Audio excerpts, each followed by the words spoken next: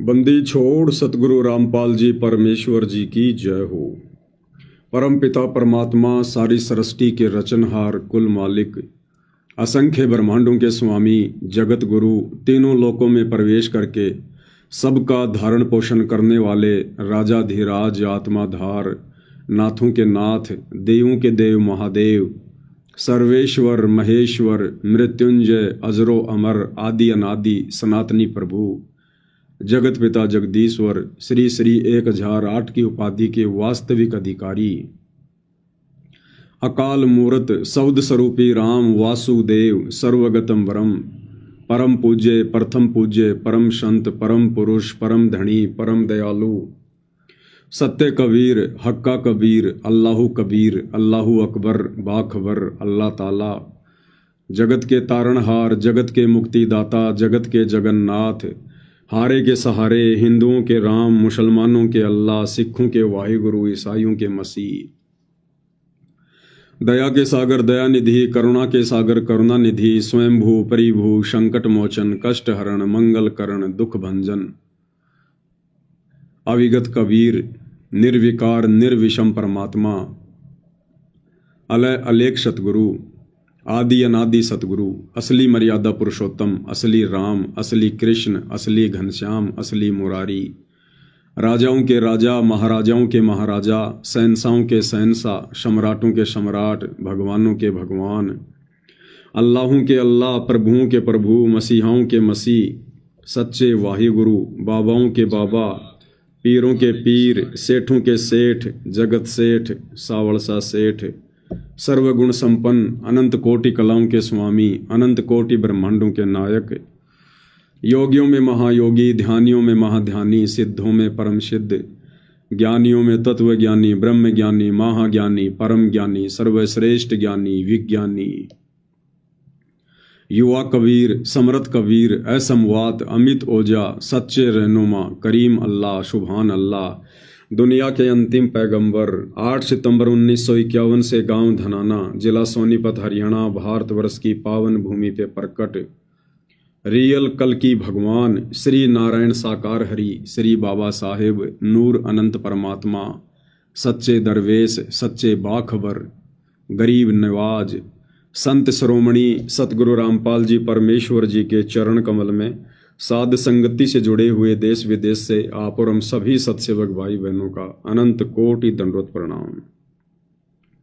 सत्साई भाई और बहनों, बहुत बड़ी दया बहुत बड़ी मेहर पूज्य गुरुदेव भगवान की परमेश्वर रामपाल जी की, जिनके शुभ आशीर्वाद से विशेष आशीर्वाद से VIP आशीर्वाद से आप और हम सभी साध संगति से जुड़ी हुई सत्सेवक आत्माएं गुरुदेव भगवान के अमर तत्व ज्ञान को आधार बनाकर अपनी आत्मा के कल्याण हेतु हर प्रकार से मर्यादाओं में रहते हुए संघर्ष करते हुए सतभक्ति मार्ग पर दृढ़ता के साथ निरंतर आगे की ओर बढ़ रहे हैं। पूज्य गुरुदेव भगवान की विशेष रजा है आप और हम सभी आत्माओं पर, जो आत्माएं गुरु को परमेश्वर मानकर ज्ञान को आधार बनाकर घर को आश्रम बनाकर वर्तमान समय 2025 में सतगुरुदेव भगवान की गैर हाजिरी में इस विधि से सतभक्ति मर्यादाओं में रहकर कर रहे हैं। भाई और बहनों, ये हमारी परीक्षा का वक्त है, हमारी परीक्षा का समय है और इस वक्त सतगुरु कुछ भी आदेश देकर आप और हमें चेक कर सकते हैं, हमें परख सकते हैं, हमारे बुद्धि विवेक को देख सकते हैं। इसलिए इस परीक्षा के समय में यदि हमने सफलता प्राप्त करनी है तो पूज्य गुरुदेव भगवान ने आश्रमों में रहकर या गांव-गांव जाकर सन 1994 से 2014 तक जो अनमोल सत्संग किए हैं और जिन सत्संगों को उन्होंने रोजाना सुनने के लिए DVD में, मेमोरी कार्ड में, मोबाइल में या टीवी चैनलों पर आते हैं, हमने केवल उन्हीं सत्संगों को वर्तमान परीक्षा के समय में सतगुरुदेव भगवान की गैर हाजिरी में अपना गुरु मानकर और ज्ञान आधार से इस भक्ति मार्ग पर एक एक कदम फूक फूक के रखना है। हमने किसी भी सेकंड पर्सन की बात को आंख बंद करके स्वीकार नहीं कर लेना है। वो सेकंड पर्सन, चाहे पूज्य गुरुदेव भगवान का कलयुगी परिवार हो, चाहे उनके बेटा बेटी भाई बंधु रिश्तेदार हो, चाहे बहुत पुराना कोई भगत हो, चाहे कोई कोऑर्डिनेटर हो, कुछ भी हो, चाहे ब्रह्मा विष्णु महेश भी क्यों ना सतगुरु से नाम उपदेश लेकर और अपने भाषण देने लग जाएं, हमने उनकी बातों को भी, उन बातों को जो बातें गुरुदेव के ज्ञान के विरुद्ध होंगी, जिन बातों का कोई सिर पैर नहीं होगा, गुरुदेव के सत्संगों के अनुसार नहीं होंगी, हमने उन बातों को बिल्कुल सिरे से खारिज कर देना है, निसंशय निर्भय होकर।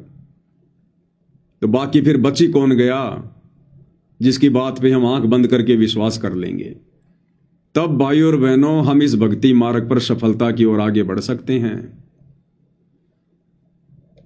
क्योंकि पूर्ण परमात्मा कबीर साहिब स्वयं धरती पर संत रूप में प्रकट हैं। आप और हमें शास्त्र अनुकूल शत भक्ति मार्ग से जोड़ दिया है। अब हमने इस ज्ञान को आधार बनाकर मोक्ष प्राप्त करना है, मोक्ष। और उसके लिए परमात्मा ने जो नियम और मर्यादाएं बनाकर छोड़ दी हैं, हमने उनकी पालना करनी पड़ेगी। गुरुदेव ने बहुत ही अच्छा उदाहरण दिया राम लक्ष्मण और सीता का। ये एआई तो हम लोगों के अनुसार वर्तमान में आई है, ये तो केवल एक वैज्ञानिक विधि वाली एआई है।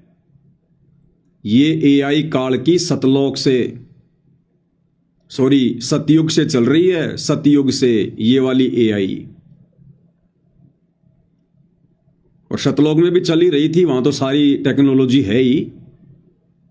क्योंकि जिस समय हम मूर्ख सतलोक में, और जब ये काल मनमुखी आचरण कर रहा था, तब कर रहा था एक पैर पे खड़ा होके, हम इसको देखने के लिए जाया करते थे, देखा करते थे, इसकी चर्चा किया करते थे। वाह क्या बात है, एक पैर पर खड़ा होकर इतने समय तक तपस्या, वाह भाई वाह। तो उस समय पूज्य गुरुदेव भगवान अर्थात कबीर परमात्मा अपनी इसी टेक्नोलॉजी के माध्यम से, एआई के माध्यम से, आध्यात्मिक विधि के माध्यम से आकाशवाणी किया करते थे। आकाशवाणी कि बच्चों, तुम इस नादान की नादानी को मत देखो, तुम्हें किस बात की कमी है, तुम अपनी भक्ति करो, ये बकवाद कर रहा है इसको करने दो। तो सतलोक तो खैर हर प्रकार की, चाहे एआई हो या कोई भी टेक्नोलॉजी हो, सतलोक की तुलना में तो केवल यहां पर अंश मात्र भी नहीं है, अंश मात्र भी। और रही बात इस काल के द्वारा हम आत्माओं को योगों योगों से मूर्ख बनाने की, तो इस काल की एआई भाई और बहनों सतयुग, त्रेता, द्वापर, कलयुग, हर युग में रहती है, हर युग में। जब श्री रामचंद्र जी वनवास भोग रहे थे और पीछे से रावण ने एक साधु का रूप बनाकर धोखे से सीता का हरण करने के लिए योजना बनाई, अपने मामा मारीच को सोने का हिरण बनाया सुंदर, और सीता ने जहां कुटिया के आसपास बाड़ी लगा रखी थी, बगीची लगा रखी थी, वहां टहलने लगा।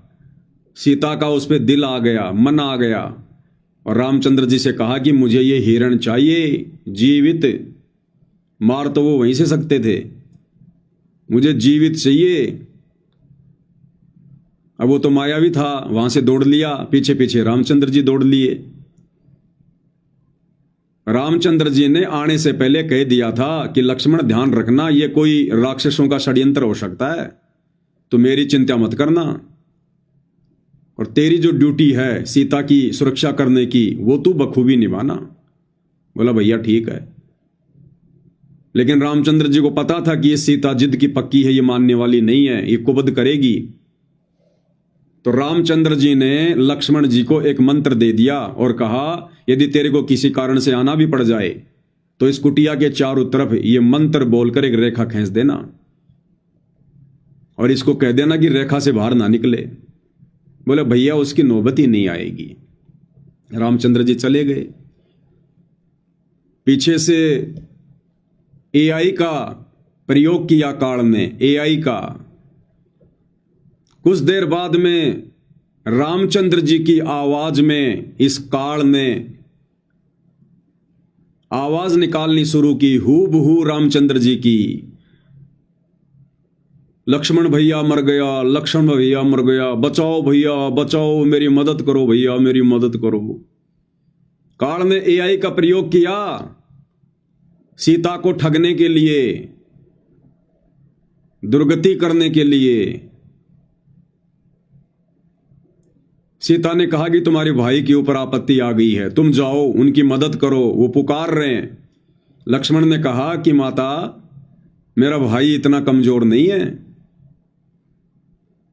लेकिन सीता कहां मानने वाली थी, क्योंकि घर का जोगी जोगना बाहर का जोगी सिद्ध। घर वाले कभी घर में आए हुए महापुरुष को महापुरुष मानते ही नहीं है। वो तो दुनिया के लिए महापुरुष होता है, भगवान होता है, परमात्मा होता है, घर वालों के लिए नहीं होता। दीपक तले हमेशा अंधेरा होता है, ये हर युग की कहावत है। तो अंत में गुरुदेव ने बताया कि सीता ने यहां तक लांछन लगा दिया कि तू चाहता है कि तेरा भाई मर जाए और तू मेरे से शादी कर ले।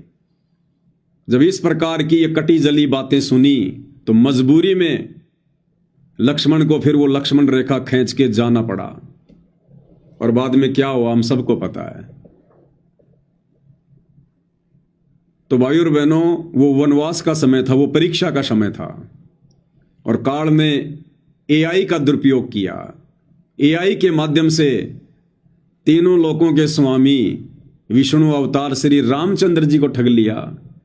तो ये काल वर्तमान में इस कलयुग की पिछली पीढ़ी में आप और हमारे जैसे 2 कोटि जीवों को, परमेश्वर रामपाल जी की संगत को कैसे बख्शेगा भाई। तो इस परीक्षा के समय में भाई और बहनों, चाहे कोई कुछ भी कहे, चाहे कोई पीला पर्चा निकाले, चाहे गुरु जी का आदेश बताए, चाहे नकली ऑडियो लाए, चाहे असली ऑडियो लाए, चाहे नकली वीडियो आओ, चाहे असली वीडियो आओ, चाहे लाइव गुरुजी जेल से दर्शन दो, कुछ भी हो, चाहे कोई वकील के माध्यम से सूचना हो, कुछ भी हो, कल को चाहे डायरेक्ट मीडिया के माध्यम से हिसार जेल से कोई न्यूज क्यों ना आओ, और गुरुदेव भगवान स्वयं उसमें कुछ बोल रहे हैं, हर टीवी पर उनका इंटरव्यू चल रहा है। यदि वो इंटरव्यू गुरुदेव के स्वयं के सत्संगों के विपरीत है, भक्ति विधान के विपरीत है, तो भी हमने इस परीक्षा के समय में उन वचनों को सहर्ष स्वीकार नहीं करना है। बुद्धि विवेक का इस्तेमाल करना है। ज्ञान दिया है गुरुदेव भगवान ने। तो यदि इस परीक्षा के समय में हम भक्तों का सबसे बड़ा कोई सहारा है तो केवल गुरुदेव का सत्संग। तभी भाई और बहनों हमारी बात बनेगी। ये हमारी रिहर्सल चल रही है, रिहर्सल। परमात्मा ना जाने क्या क्या सोच छल छिद्र करेगा हमें चेक करने के लिए, हमें देखने के लिए, हमें परखने के लिए। ये सारे खेल हम ही ने किए, हमसे मिले सो निश्चय जिए। तो हमने अंततः गुरुदेव के सत्संगों को ही आधार बनाकर भक्ति मार्ग पर चलना है। और इस समय यदि कोई थर्ड पर्सन, कोई सेकंड पर्सन अगर हमें गुरु जी का आदेश या ऑडियो वीडियो अगर गुरुदेव के सत्संगों के अनुसार सुना भी देता है, तो भी इस परीक्षा के समय में उस आदेश को जो का त्यों मानने के लिए हम बाध्य नहीं है। हम बाध्य नहीं है उस आदेश को मानने के लिए। यदि हमें लगता है कि यह आदेश मुझे नहीं मानना चाहिए, ये मेरे हित में नहीं है, और भले ही वो बिल्कुल सही है, ज्ञान आधार से है, और यदि हमें लगता है कि वर्तमान जीवन में मेरे लिए, मेरे हित में नहीं है, तो हम उस आदेश को मानने के लिए बाध्य नहीं है। जिस प्रकार बच्चा परीक्षा देने के लिए परीक्षा के रूम में बैठा है और टीचर यदि उसे कहे कि बेटा ये सवाल जो तेरी समझ में नहीं आ रहा है इसका जवाब ये है, और बच्चे को फिर भी डाउट है कि नहीं ये नहीं हो सकता, तो बच्चा टीचर के उस आदेश को, उस जवाब को उस कॉपी में लिखने के लिए बाध्य नहीं होता। परीक्षा के समय में वो स्वतंत्र होता है, स्वतंत्र। तो भाई और बहनों, हमने हर प्रकार से आंखें बंद कर लेनी है, हर प्रकार से। ये जो कान है ना, कान, इनको हाथी जितना बड़ा कर करके हमने केवल गुरुदेव के सत्संग सुनने। इस समय सत्संग, तब जाकर भाई और बहनों हम इस परीक्षा में सफलता की ओर आगे बढ़ेंगे। नहीं तो परमात्मा कहते हैं बच्चों, ये त्रिकुटी पे जाना, ये बरवाले के बस स्टैंड जाना जितना आसान नहीं है कि रिक्शा पकड़ो और 5 मिनट में पहुंच जाओगे। जोर लगेगा, जोर, जोटा। तो वर्तमान में निसंदेह हम सत्सेवक भाई बहनों पर ज्ञान आधार से इस परीक्षा के समय में उनकी गैर हाजिरी में बहुत बड़ी रजा है, बहुत बड़ी मेहर है।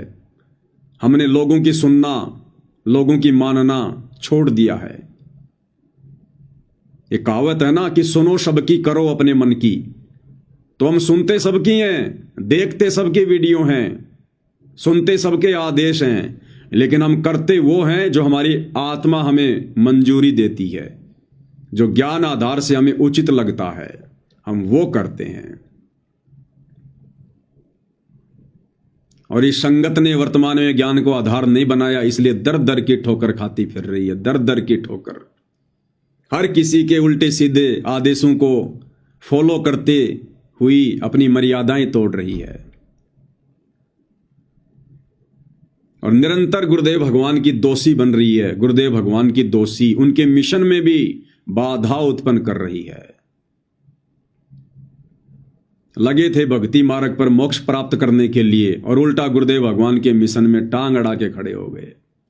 सिर्फ देखा देखी में चलने के कारण, भेड़ चाल अपनाने के कारण, ज्ञान को आधार ना बना पाने के कारण। तो हाल ही भाई और बहनों 25 सितंबर 2025 को जो पूज्य गुरुदेव भगवान की हिसार कोर्ट ने बेल एप्लीकेशन खारिज की है, रद्द की है, जज ने उसका क्या कारण बताया? जज ने कहा कि सामाजिक व्यवस्था को खतरा हो सकता है अगर संत रामपाल जी को जमानत दे दी गई तो। सामाजिक व्यवस्था बिगड़ सकती है अगर संत रामपाल जी को जमानत दे दी गई तो। अब भाई संत रामपाल जी तो कोई आतंकवादी नहीं है, कोई डकैत नहीं है, ऐसा उनका कोई रिकॉर्ड नहीं है। फिर जज ये किस बिहाफ पे कह रहा है कि अगर संत रामपाल जी को जमानत दे दी गई तो समाज की व्यवस्था बिगड़ सकती है, कानून की व्यवस्था बिगड़ सकती है? जज ने किस आधार पे कहा? वो जज है भाई और बहनों, जज कोई सरकारी स्कूल का चपड़ासी नहीं है जो केवल एक लिमिट में रह के अपना कार्य करता है। वो जज है, जज। वो देश दुनिया की हर खबर पर पैनी नजर रखता है। उसके पास में गुप्त एजेंसियां होती हैं, सीआईडी के लोग होते हैं उसे हर प्रकार की सूचना देने वाले। और जज ने कारण क्या बताया सतगुरु रामपाल जी की जमानत कैंसिल का? उनके भगत, संगत कि उनके भक्तों का रवैया ठीक नहीं है। आपको न्यूज सुनाते हैं।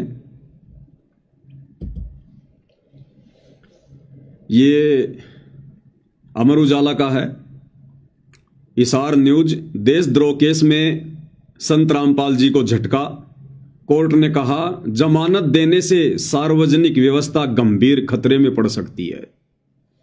अगर संत रामपाल जी को जमानत दे दी गई तो सार्वजनिक व्यवस्था गंभीर खतरे में पड़ सकती है। गंभीर खतरे में क्यों पड़ सकती है? क्या कारण बताया जज ने? अमर उजाला, अदालत ने संत रामपाल जी की जमानत याचिका खारिज करते हुए टिप्पणी की कि आरोपी की रिहाई से सार्वजनिक व्यवस्था गंभीर रूप से खतरे में पड़ सकती है और न्याय प्रक्रिया बाधित हो सकती है। वर्चुअल पेशी के दौरान भी, वर्चुअल पेशी यानी सामान्य दिनों में सतगुरु रामपाल जी की जो तारीखें पड़ती हैं, जो पेशियां होती हैं, वर्चुअल पेशी के दौरान भी उनके अनुयायियों की बड़ी भीड़ उनकी एक झलक पाने के लिए अदालत परिसर के बाहर जमा हो जाती है। ट्रायल के दौरान देखा गया है। कौन सी ट्रायल? बरवाला कांड के बाद जब गुरुदेव भगवान को तारीखों पर हिसार कोर्ट में लाया जाता था और जिस समय इन काल प्रेरित सतलोक आश्रम मैनेजमेंट हरियाणा वालों के मनमुखी आदेश को गुरु का आदेश मानकर ये लाखों की भीड़ जो कोर्ट के आसपास जमा हो जाया करती थी, तो कहते हैं ट्रायल के दौरान देखा गया है कि कई लोगों, यहां तक कि बड़ी संख्या में महिला अधिवक्ताओं ने यानी महिला वकीलों ने इस मामले में पेश होने का विशेषाधिकार हासिल करने के लिए वकालतनामा दाखिल करने की कोशिश की है। यानी उस भीड़ का हिस्सा बनने के लिए संत रामपाल जी की महिला वकीलों ने, जो कि उनकी भगत भी हैं, उन्होंने भी वकालतनामे पेश किए हैं। सच्चाई ये है कि वर्चुअल पेशियों के दौरान रामपाल जी के दर्शन के लिए ऐसा किया गया। ऐसे में अंदाजा लगाया जा सकता है कि रामपाल जी को जमानत पर रिहा कर दिया जाता है तो कितनी बड़ी गड़बड़ी होगी। अदालत ने कहा है कि रामपाल का पिछला आचरण, जिसके कारण मौजूदा प्राथमिकी दर्ज की गई, स्पष्ट रूप से माननीय उच्च न्यायालय के आदेशों की जानबूझकर की गई अवहेलना को दर्शाता है। वह उच्च न्यायालय के गंभीर निर्देशों का सम्मान नहीं कर सकता तो उसे किसी अधीनस्थ न्यायालय द्वारा पारित आदेशों की पालना करना नासमझी होगी। जज क्या कह रहा है कि हमने बरवाला कांड में देखा है कि किस प्रकार से संत रामपाल जी ने अपने भक्तों को कमांडो बनाकर, अपने भक्तों को मोहरा बनाकर, ढाल बनाकर और चंडीगढ़ हाई कोर्ट के आदेशों की भी धज्जियां उड़ाई है, अवहेलना की है। अब सोचिए, हिसार हाई कोर्ट तो चंडीगढ़ हाई कोर्ट के अधीन है, जज कह रहा है।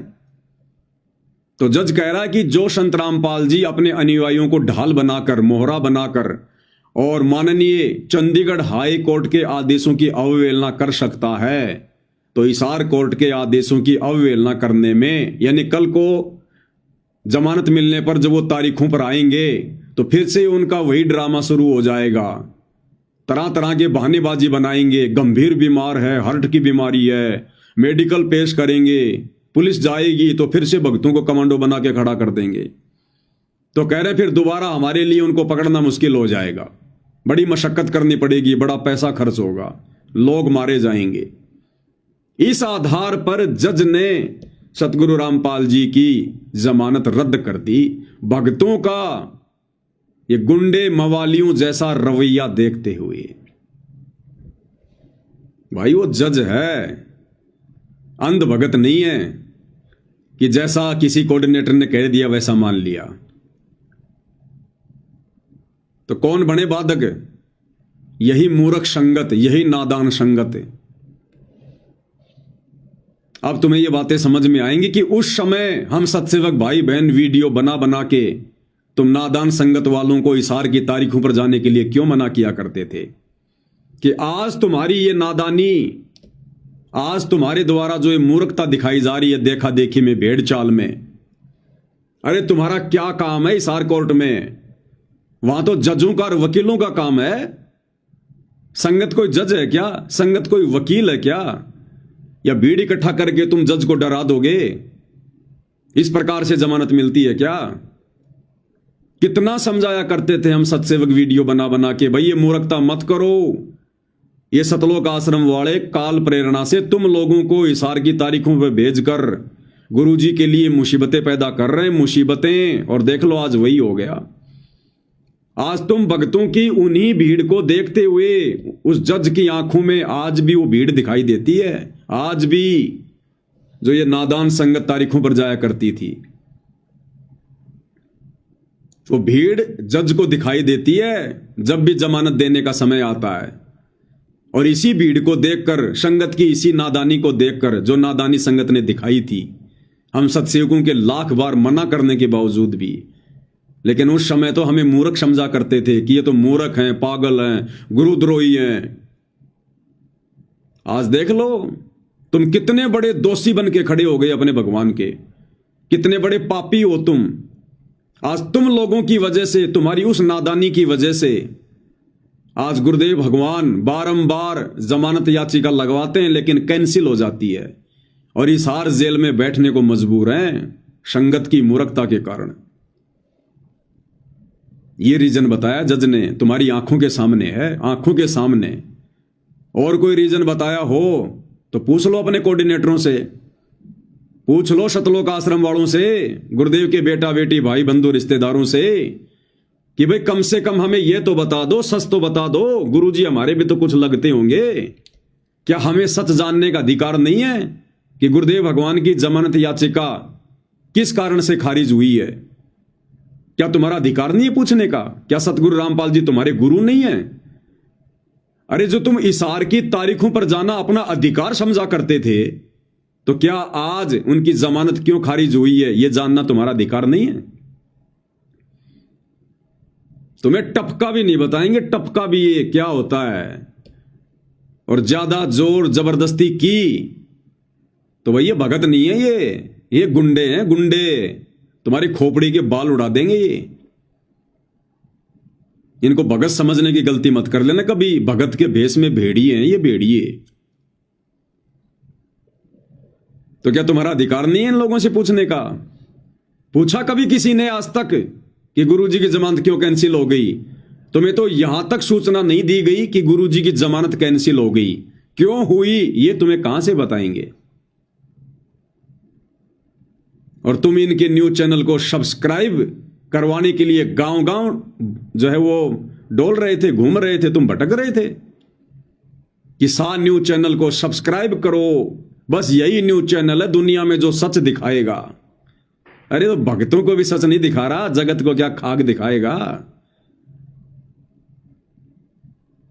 तो आज तुम संगत वालों की मूर्खता के कारण गुरुदेव भगवान ने एक बार फिर से हिसार जेल में बैठने को मजबूर हैं। तुम दोषी बन रहे हो, दोषी। ये काल तुम्हें दो तरफा खा रहा, दो तरफा।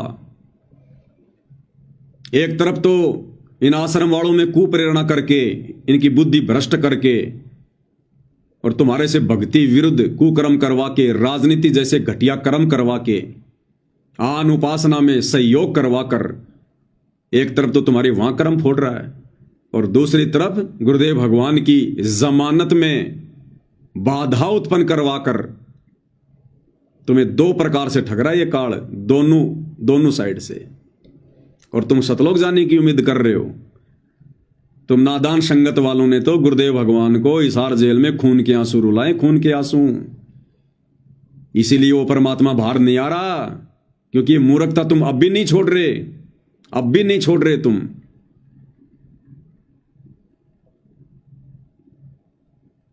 और ये इन्होंने पहली बार नहीं किया, हर बार गुरुदेव भगवान की जमानत हिसार कोर्ट ने एक इसी पॉइंट को लेकर खारिज की है, एक इसी पॉइंट को लेकर, क्योंकि भक्तों ने भय पैदा कर रखा, डर। तुम अपने आप को भगत समझते होंगे कि हम भगत हैं, हम भगत हैं, हम बहुत अच्छे हैं। दुनिया वालों की नजरों में संत रामपाल जी के सतलोक आश्रमों से जुड़े भगत गुंडे और मवालियों से ज्यादा नहीं है। तुम भले अपने आप को भगत समझो, लेकिन तुम्हारे जो कर्म है ना, उनको देखकर दुनिया तुम्हें मवालियों से ज्यादा कुछ नहीं समझती। तो इसी प्रकार 2018 में जब पूज्य गुरुदेव भगवान की जमानत लगाई गई, उस समय भी हिसार कोर्ट के जज ने यही कहकर जमानत खारिज कर दी कि रामपाल जी कोई आतंकवादी नहीं है। यानी गुरुदेव को दोषी नहीं बता रहे जज, गुरुदेव की कोई गलती नहीं बता रहे जज। जजों ने तो यहां तक कहा कि रामपाल जी कोई आतंकवादी नहीं है, हम तो मानवता के नाते उनको जमानत देना चाहते हैं, लेकिन उनके भक्तों का रवैया ठीक नहीं है। आपको सन 2018 की वो न्यूज सुना देता हूं, ये आपकी आंखों के सामने है। चाकर भी हाई कोर्ट ने रामपाल को नहीं दी जमानत। चंडीगढ़ हाई कोर्ट में जमानत लगाई गई थी 2018 में। कब लगाई थी? जब पूज्य गुरुदेव भगवान की मुंह बोली माता इंद्रो देवी का निधन हो गया था और सतलोक आश्रम मैनेजमेंट हरियाणा वालों ने यह दलील पेश करके कि साहब भारतीय संस्कृति के अनुसार जो बड़ा बेटा होता है वो माता पिता की जो वो चिता होती है उसको आग देता है, तो इस बिहाफ पे आप संत रामपाल जी को कुछ दिनों की जमानत दीजिएगा। और भाई और बहनों, दुनिया का कोई भी कोर्ट बड़ी आसानी से उसके पिता को अग्नि देने के लिए या उसकी माता की चिता को अग्नि देने के लिए बड़ी आसानी से जमानत देगा। अगर परमानेंट जमानत नहीं देगा तो पुलिस की कस्टडी में उसको शमशान घाट लेकर जाएगा। और ये जो संस्कार है, जो ये चला आ रहा था एक परंपरा के तहत, इसको जरूर सरकार पूरा करवाती है। लेकिन इतनी छूट भी नहीं दी गई संत रामपाल जी को, इतनी छूट भी क्यों? भक्तों के रवैयों को देखकर, भक्तों की नादानी और मूर्खता को देखकर। और उस समय क्या किया था भक्तों ने पता तुम्हें? अभी तुम लोग नए नए जुड़ते हो, कोई 2 महीने, कोई 6 महीने, कोई 2 साल, और अपने कोऑर्डिनेटरों की बातों में आके फुदकते रहते हो। तुम्हें कुछ नहीं पता हिस्ट्री का, ना तुम्हें बरवाला कांड का पता, ना इन लोगों के घटिया मंसूबों का पता, ना तुम्हें कोई ज्ञान आधार। एक चीज जानते हो, गुरुद्रोही गुरुद्रोही गुरुद्रोही गुरुद्रोही। इसके अलावा दूसरी कोई वाणी आती है तुम्हें परमात्मा की? एक तरफ तो इन सतलोक आश्रम मैनेजमेंट हरियाणा वालों ने हाई कोर्ट में संगत को यह दिखाने के लिए, संगत से ज्योति पाठ और दान का पैसा वकीलों के नाम पर हड़पने के लिए, जमानत के नाम पर हड़पने के लिए, एक तरफ तो चंडीगढ़ हाई कोर्ट में जमानत लगा रहे हैं। और जमानत क्या कहकर लगा रहे हैं कि उनकी माताजी का देहांत हो गया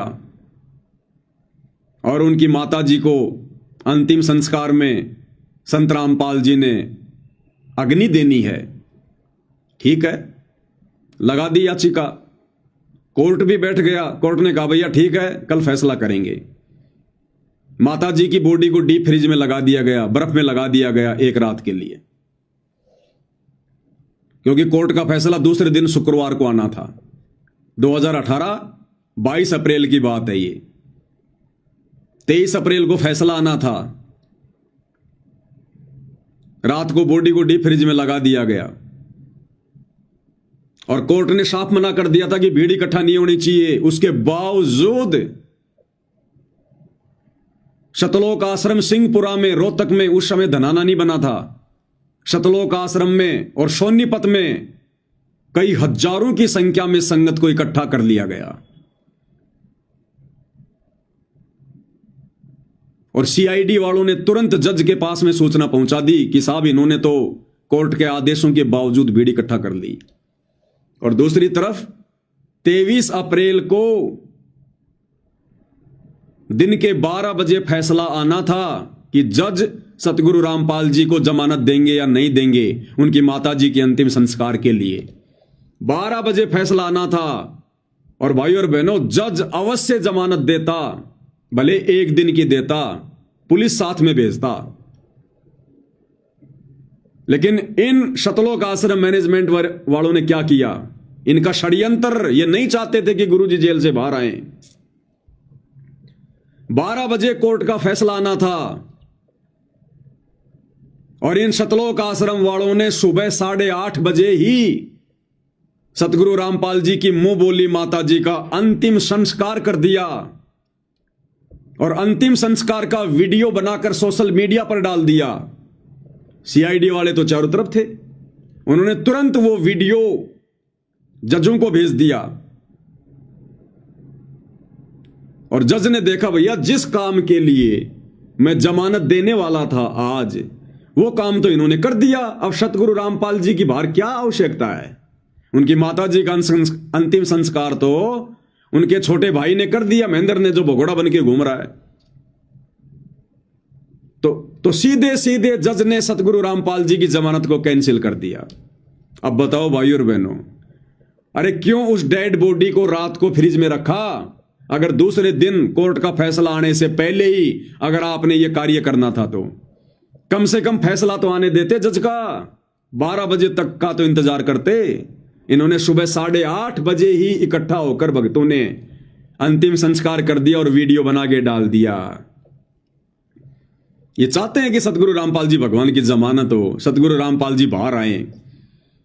केवल संगत को मूर्ख बनाने के लिए, जमानत के नाम पर संगत से पैसा हड़पने के लिए हमने 38 वकील कर रखे हैं, 38 वकील कर रखे हैं। क्यों कर रखे हैं भाई तुमने 38 वकील?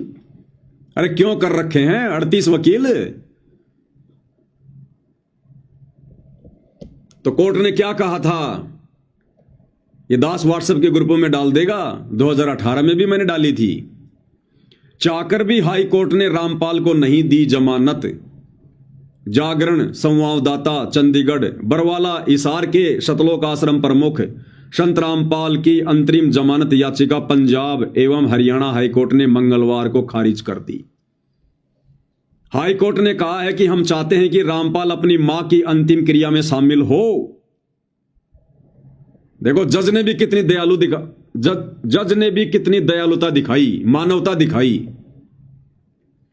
जज ने कहा कि हम चाहते हैं कि संत रामपाल जी अपनी मां के अंतिम संस्कार में शामिल हों, लेकिन जैसी रिपोर्ट मिली है उसके बाद अंतरिम जमानत देना संभव नहीं है। रिपोर्ट क्या मिली कि उनकी माताजी का अंतिम संस्कार तो हो चुका है, अब जमानत देने का क्या मतलब है।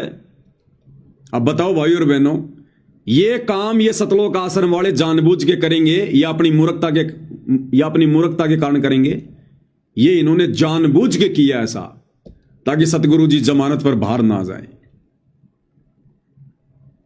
बेंच ने कहा कि रामपाल कोई आतंकी नहीं है, लेकिन उसके समर्थकों का रवैया देखते हुए उसकी याचिका खारिज की जाती है।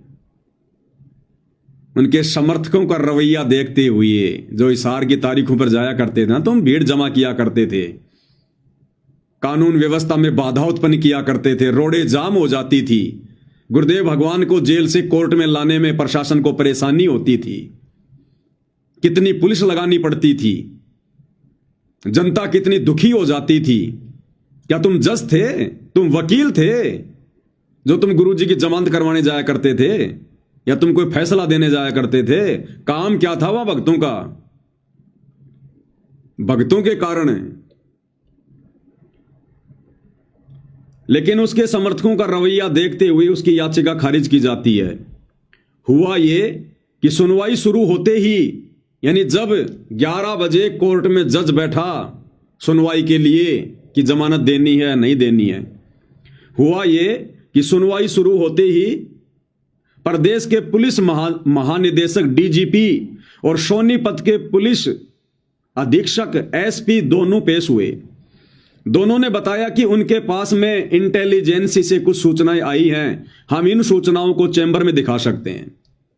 हरियाणा का डीजीपी और सोनीपत का एसपी, उन्होंने कोर्ट में जज को कहा कि हमारे पास में कुछ गुप्त रिपोर्ट हैं, हम आपको चैम्बर में दिखाएंगे। यानी जहां पर जज बैठता है आराम करने के लिए, विश्राम करने के लिए, नाश्ता करने के लिए। तो फैसला देने से पहले हरियाणा का डीजीपी और सोनीपत का एसपी जज के पास में चैम्बर में चले जाते हैं। इस पर बेंच के दोनों जज डीजीपी के साथ चैम्बर में चले गए। वापस आने के बाद बेंच ने फैसला सुरक्षित रख लिया। करीब 4:30 बजे बेंच ने फैसला सुनाया कि रामपाल को राहत नहीं दी जा सकती। वही हाईकोर्ट ने कहा कि याची ने 3 सप्ताह की अंतरिम जमानत मांगी थी। गुरुदेव भगवान ने 3 सप्ताह की जमानत मांगी थी, 21 दिन की। लेकिन राज्य सरकार ने उस पर चल रहे मामलों के ट्रायल के दौरान उसके अनुयायियों की भीड़ द्वारा उत्पात का जिक्र किया। इसके साथ ही प्रदेश सरकार ने पाठ के स्थान को बदलने की बात कही। इन्होंने सोनीपत में पाठ रख दिया, पाठ। और पाठ के नाम पर इन लोगों ने मूर्ख संगत को इकट्ठा कर लिया जब गुरुजी की जमानत होनी थी। यह अखबार की न्यूज है भाई और बहनों, जजों को क्या पता पाठ क्या होता है। लेकिन सारी सूचना डीजीपी ने, गुप्तचर विभाग ने पूरी सूचना दी। इन लोगों ने जानबूझकर बकवाद करी, पाठ रख दिया सतगुरु रामपाल जी की माता जी की आत्मा की शांति के लिए, और संगत को इकट्ठा कर लिया। क्योंकि पाठ का पैसा कौन देगा? संगत देगी।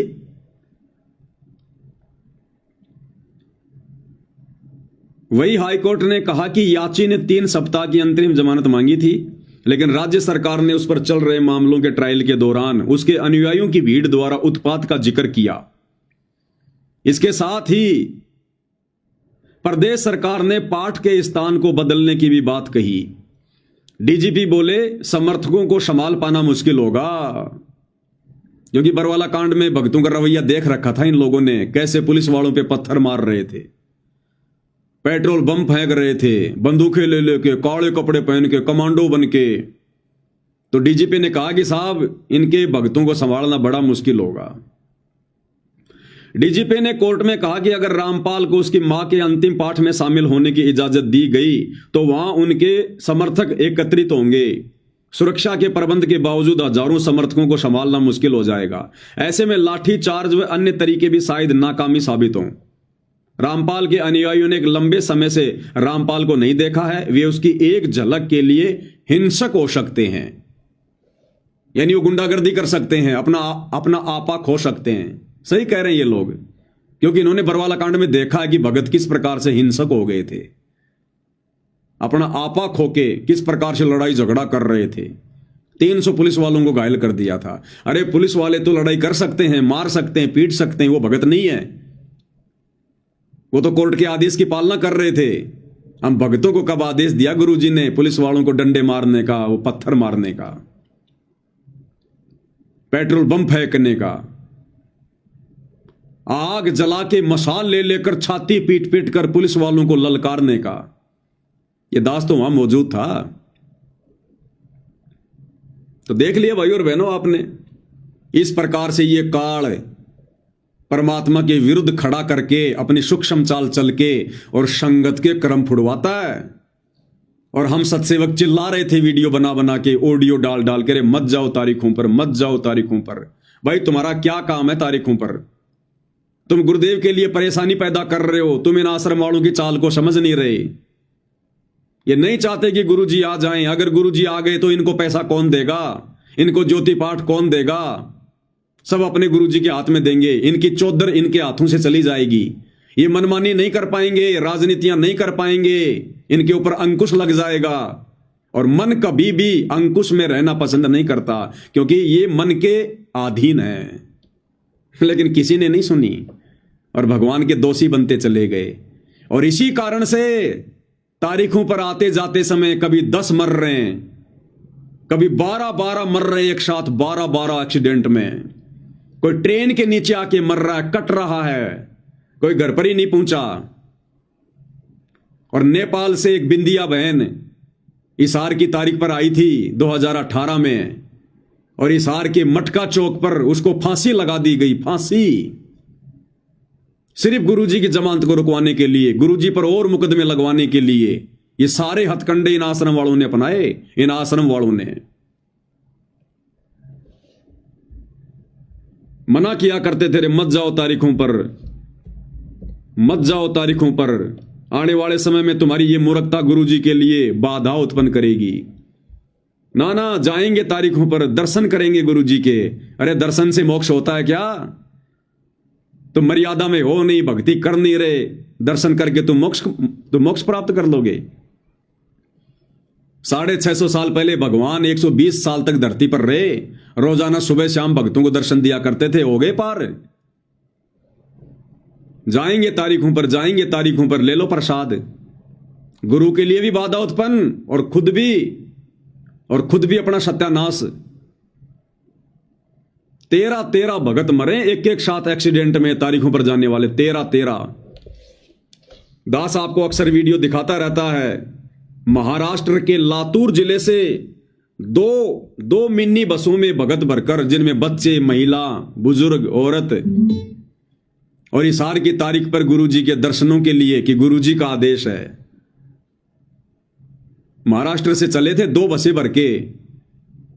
राजस्थान के नागौर में सुबह 3 बजे सामने से बैल आ गया, बैल।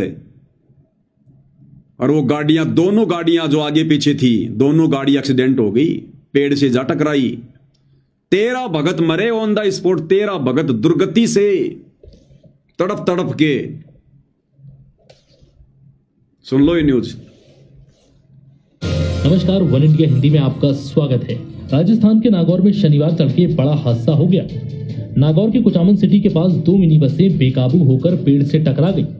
इस हादसे में 12 लोगों की मौत हो गई, जबकि दर्जन भर लोग घायल हैं। घायलों को स्थानीय अस्पताल में भर्ती कराया गया है।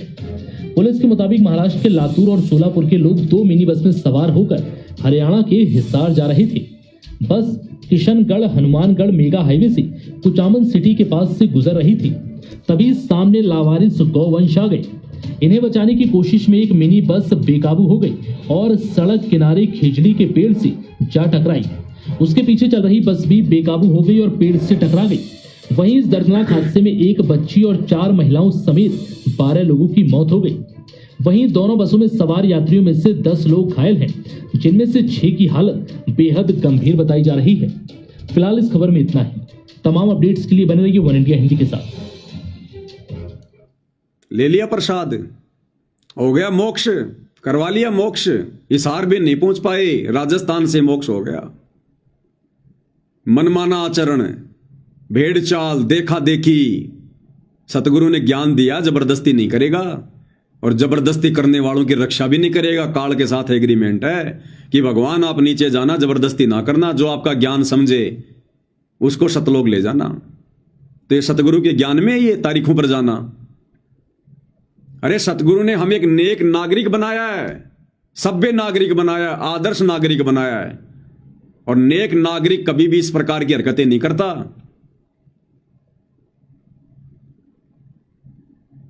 हमारी ये कविता बहन है, ये कह रही है कि 2019 में भिवानी आश्रम में सब्जी बनाते समय 2 भगत भाई सब्जी में डूबकर मर गए। ये कमेंट्स में पढ़ लो। संगति कह रही है जो उस समय उन आश्रमों में जाया करती थी। भिवानी आश्रम में 2019 में भंडारे में सब्जी बनाते समय 2 भगत उस सब्जी के उस कढ़ाई में डूब के मर गए, गिर गए, उसमें फिसल गए, मर गए उसमें जल के। बाहर सूचना भी नहीं आने देते लोग, अंदर ही दफना देते हैं। आश्रमों में शमशान घाट भी बना रखा है, अंदर ही दफना देते हैं, पता ही नहीं चलता। या उनके घर वालों को कह देते हैं गुरुजी का आदेश है, सब्जी में भून के वो पकोड़ा बन के सतलोक गया, सतलोक।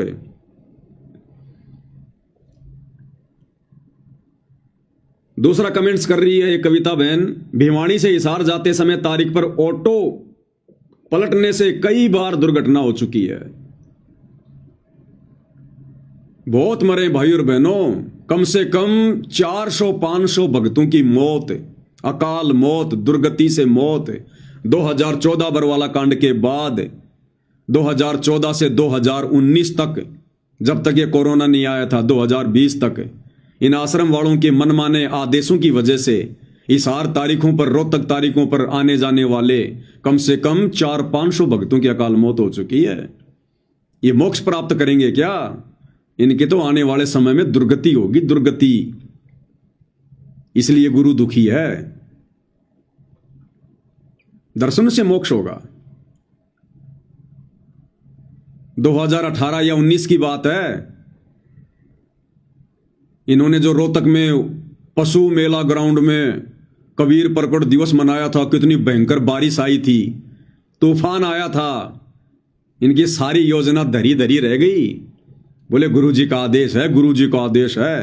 इतना भयंकर तूफान आया, इनके भंडारे को जो है चकनाचूर कर दिया। भगत चप्पल जूते के बिना गए थे अपने घरों पर, चप्पल जूतों के बिना। ट्रोलियां चप्पल जूतों की भर भर के बाहर फेंक के आनी पड़ी थी। वो लड्डू जलेबी तुम्हारी धरी की धरी रह गई थी, तुम्हारे टेंट उखड़ गए थे। गुरुजी का आदेश है। अरे गुरु के आदेश मिलने के बाद में काल अपना तांडव मचाएगा।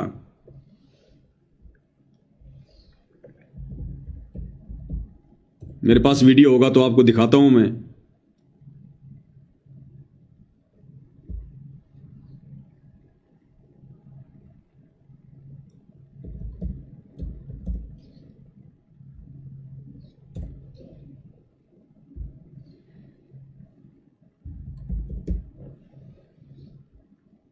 ये रहा रोहतक पशु मेला ग्राउंड का 2018 में कबीर प्रकट दिवस मनाए थे इन्होंने, गुरुजी का आदेश बताकर, और काल ने ऐसी की तैसी कर दी पूरे भंडारे की। बारिश में बच्चे भीग गए, घुटनों घुटनों पानी चढ़ गया उसमें। आए थे कबीर प्रकट दिवस मनाने, छोटा सा मुंह लेके गए सारे। देखना वहां की व्यवस्था क्या थी। नमस्कार दोस्तों, सच समाचार में आपका स्वागत है। आज हम पहुंचे हैं रोहतक पशु मेला ग्राउंड में, जहां पर कबीर प्रकट दिवस बहुत ज़ोरों शोरों से मनाया जा रहा है। आपको बता दें कि ये 622वां कबीर प्रकट दिवस है, जो कि संत रामपाल जी द्वारा इस ग्राउंड में बहुत ही विशाल तरीके से मनाया जाता है। आप देख सकते हैं कि ये भंडार घर में सेवादार चाय वितरण कर रहे हैं और लाखों की तादाद में यहाँ भक्त जन आने का जो है कि बताया जा रहा है। और ये देख सकते हैं कि आप सब्जियाँ आ चुकी हैं और सेवादार किस तरह लगे हुए हैं। लगभग 10,000 सेवादार ऑलरेडी पहुँच चुके हैं और इस बार टेंट की व्यवस्था बहुत ही ज़बरदस्त है। और देखिए, आप देख सकते हैं कि किस तरह हैवी टेंट है और सब सेवादार देखो सेवा कर रहे हैं। लेकिन होता क्या है कि अचानक तूफान आ जाता है। आप देख सकते हैं कि सेवा करते हुए तूफान तेज़ी से आगे बढ़ रहा है और अपना प्रचंड रूप धारण कर रहा है। आपको बता दें कि 28 जून के भंडारे में भी इस तरह विशाल तूफान आया था और बारिश हुई थी, लेकिन इस बार भी देख सकते हैं आपकी कितना भयंकर तूफान।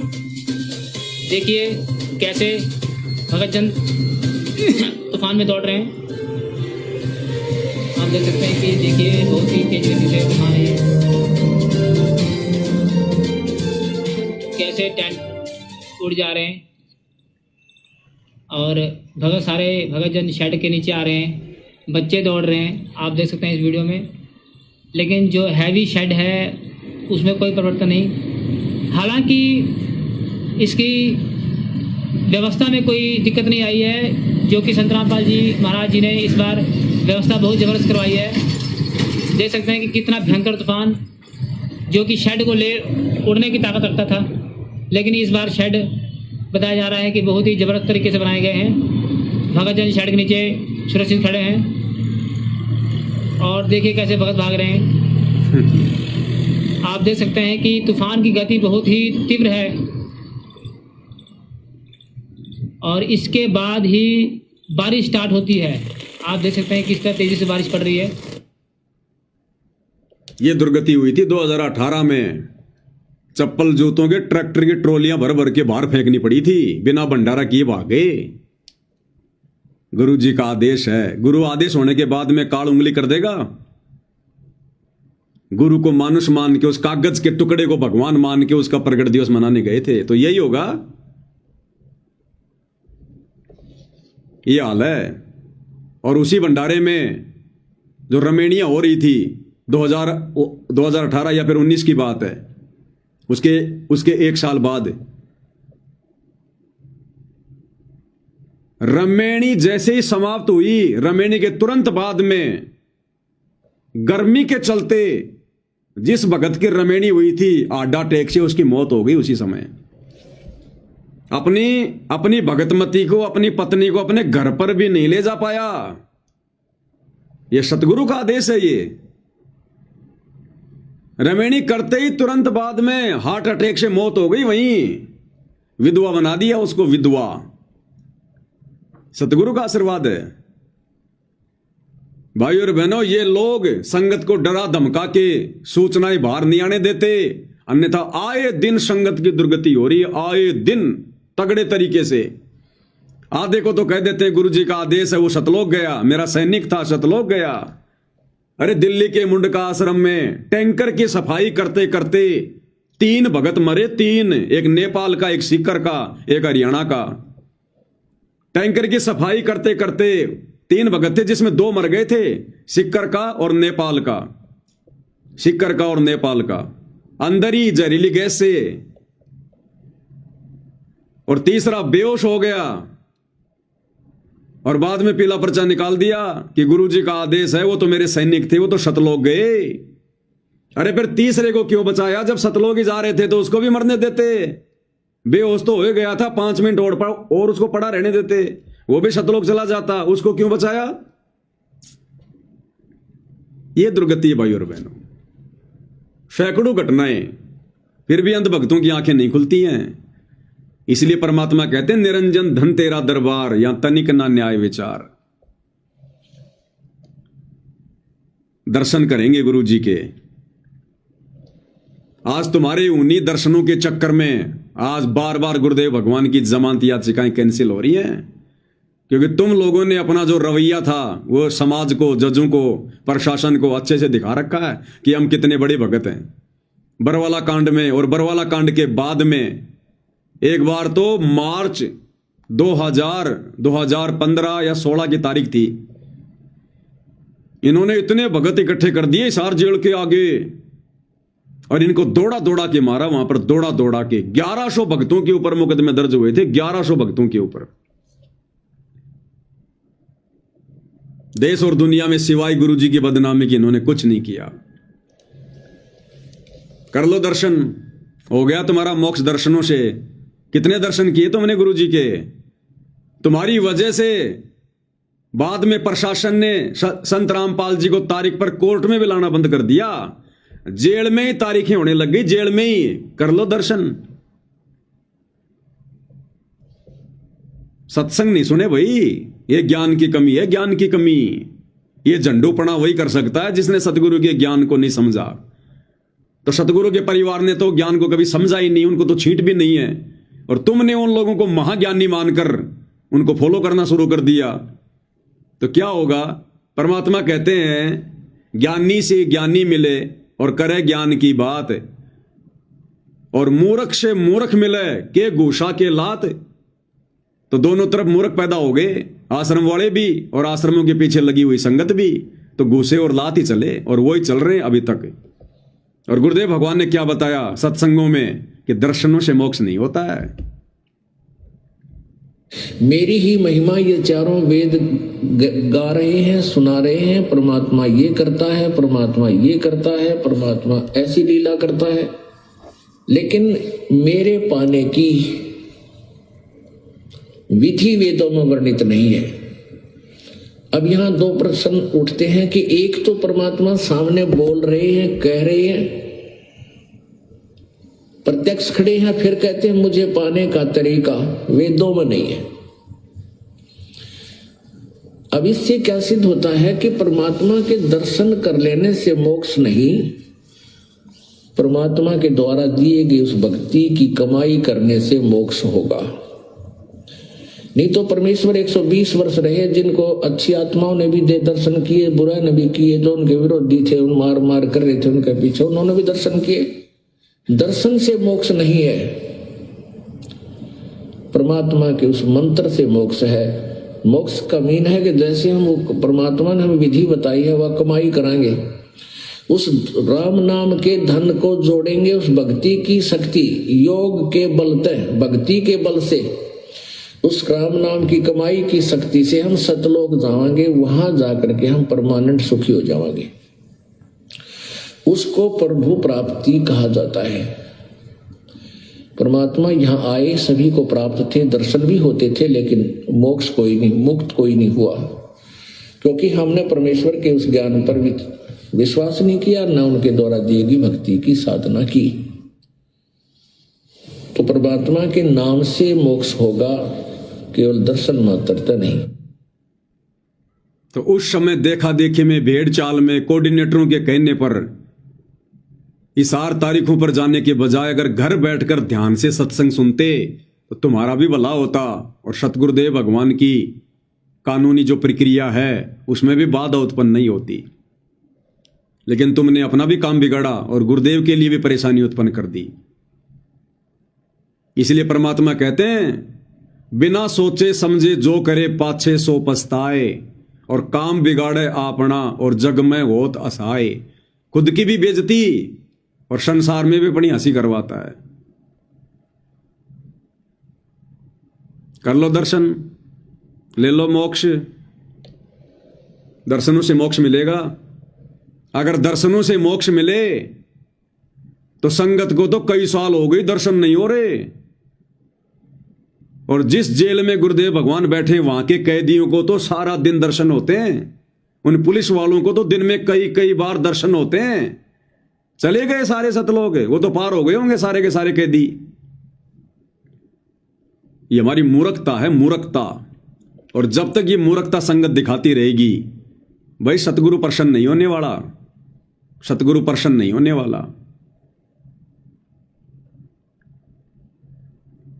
और अब इस 25/9/2025 वाली जमानत के कैंसिल होने के बाद जो वकील हैं वो कह रहे हैं हम हाई कोर्ट में जाएंगे। हाई कोर्ट में क्या करोगे भाई? हाई कोर्ट में जाके, अरे क्या करोगे हाई कोर्ट में जाके? ये कहते हैं हम जो भी करते हैं गुरु जी के आदेश से करते हैं, गुरु जी के आदेश के बिना हम आश्रम वाले एक कदम भी आगे नहीं बढ़ते। अरे तो गुरु जी से पूछ लो ना एक बार हाथ जोड़ के कि गुरु जी आप कब बाहर आओगे, उसी दिन आपकी जमानत लगाएं। क्यों बार बार जमानत लगा के कैंसिल करवा रहे हो? अरे गुरु जी से प्रार्थना कर लो ना, गुरु जी तो समर्थ हैं, भगवान है, अंतर्यामी है, उनको तो पता है। तो जमानत लगाने से पहले गुरु जी से पूछ लो, ताकि गुरु जी तुम्हें बता दें कि बेटा अब की बार जमानत नहीं मिलेगी, मैंने मेरी दिव्य दृष्टि से देख लिया है। क्योंकि हिसार जेल में बैठकर जब गुरु जी ये देख सकते हैं कि कौन गुरुद्रोही है, तो गुरु जी ये नहीं देख सकते कि मेरी जमानत होगी कि नहीं होगी। और जब गुरु जी कहते हैं कि हाँ भाई अब की बार मैंने देख लिया मेरी जमानत होगी, अरे तो उसी दिन जमानत लगाओ ना। क्यों बार बार जमानत का ड्रामा कर रहे हो तुम? क्यों नादान संगत को मूर्ख बना रहे हो तुम? होशियार बन रहे हो कि हम गुरु जी के पक्ष में हैं, हम गुरु जी को बाहर निकालना चाहते हैं, देखो हम गुरु जी की जमानत लगा रहे हैं, और रुकवा भी देते हो। तो भाई हाईकोर्ट में जाके क्या करोगे? पहले गुरु जी से अर्ज कर लो, गुरु जी से प्रार्थना कर लो। अगर तुम्हारे दिमाग में ये बात नहीं आई है तो अरे वकीलों, तुम गुरु जी के पास तो जाते हो मिलने। संगत को कहा जाता ना कि आज वकीलों की मिलाई थी, गुरुजी ने वकीलों के माध्यम से यह आदेश भेजा है। अरे तो भाई वकीलों, हिसार जेल में जाओ, तुम्हें विधि बता रहे हैं, हिसार जेल में जाओ, सतगुरु जी को दंडवत प्रणाम करो, उनसे अर्ज करो, विनती करो। लेकिन तुम दंडवत प्रणाम नहीं करोगे, तुम्हारी काली पैंट सफेद शर्ट मिट्टी में गंदी हो जाएगी। भाई आसपास के लोग देखेंगे तो क्या कहेंगे? ओहो, ये वकील भी संत रामपाल जी को दंडवत कर रहा है। संत रामपाल जी के मुकदमों में ज्यादातर उनके भगत वकील हैं, और जब जेल में मिलने जाते हैं दंडवत तक नहीं करते, दंडवत तक शर्म के मारे। तो भैया अगर उनको प्रसन्न करना है तो गीता जी अध्याय 4 श्लोक 34 में लिखा है कि सर्वप्रथम आधीनी से उस तत्वदर्शी संत को दंडवत कर, झुक के प्रणाम कर, तब तुझे वो तत्व ज्ञान का उपदेश करेंगे, तब तुझे कोई मार्गदर्शन देंगे। तो दंडवत प्रणाम करो जाके और अर्ज करो कि हे परमेश्वर, आप कब दया कर रहे हैं बाहर आने की? परमात्मा उसी समय हम जमानत लगाएं, वरना बार बार कैंसिल हो रही है। तो जब गुरु जी कह दें कि बच्चों फला फला दिन तुम मेरी जमानत लगाओ, इस समय जमानत हो जाएगी, बहुत अच्छी बात है। क्योंकि साध वचन पलटे नहीं, चाहे पलट जाए ब्रह्मांड। सतगुरु के वचन तो फैल हो ही नहीं सकते। और तुम ये कहते हो कि हम तो हर बार गुरु जी से पूछ के जमानत लगाते हैं, तो फिर संत के वचन कैसे फैल हो रहे हैं भाई? फिर संत के वचन कैसे फैल हो रहे हैं? फिर जमानत कैसे कैंसिल हो रही है? जज परमात्मा से बड़ा हो गया क्या? सारे काम तुम मनमुखी रूप से करते हो, गुरु को मानुष मान के।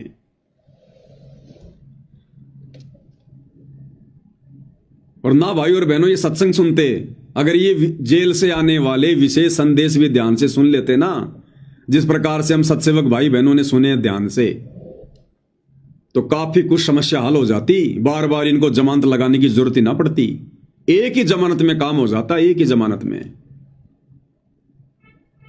गुरुदेव भगवान ने क्या कहा हिसार जेल से आने वाले विशेष संदेश में?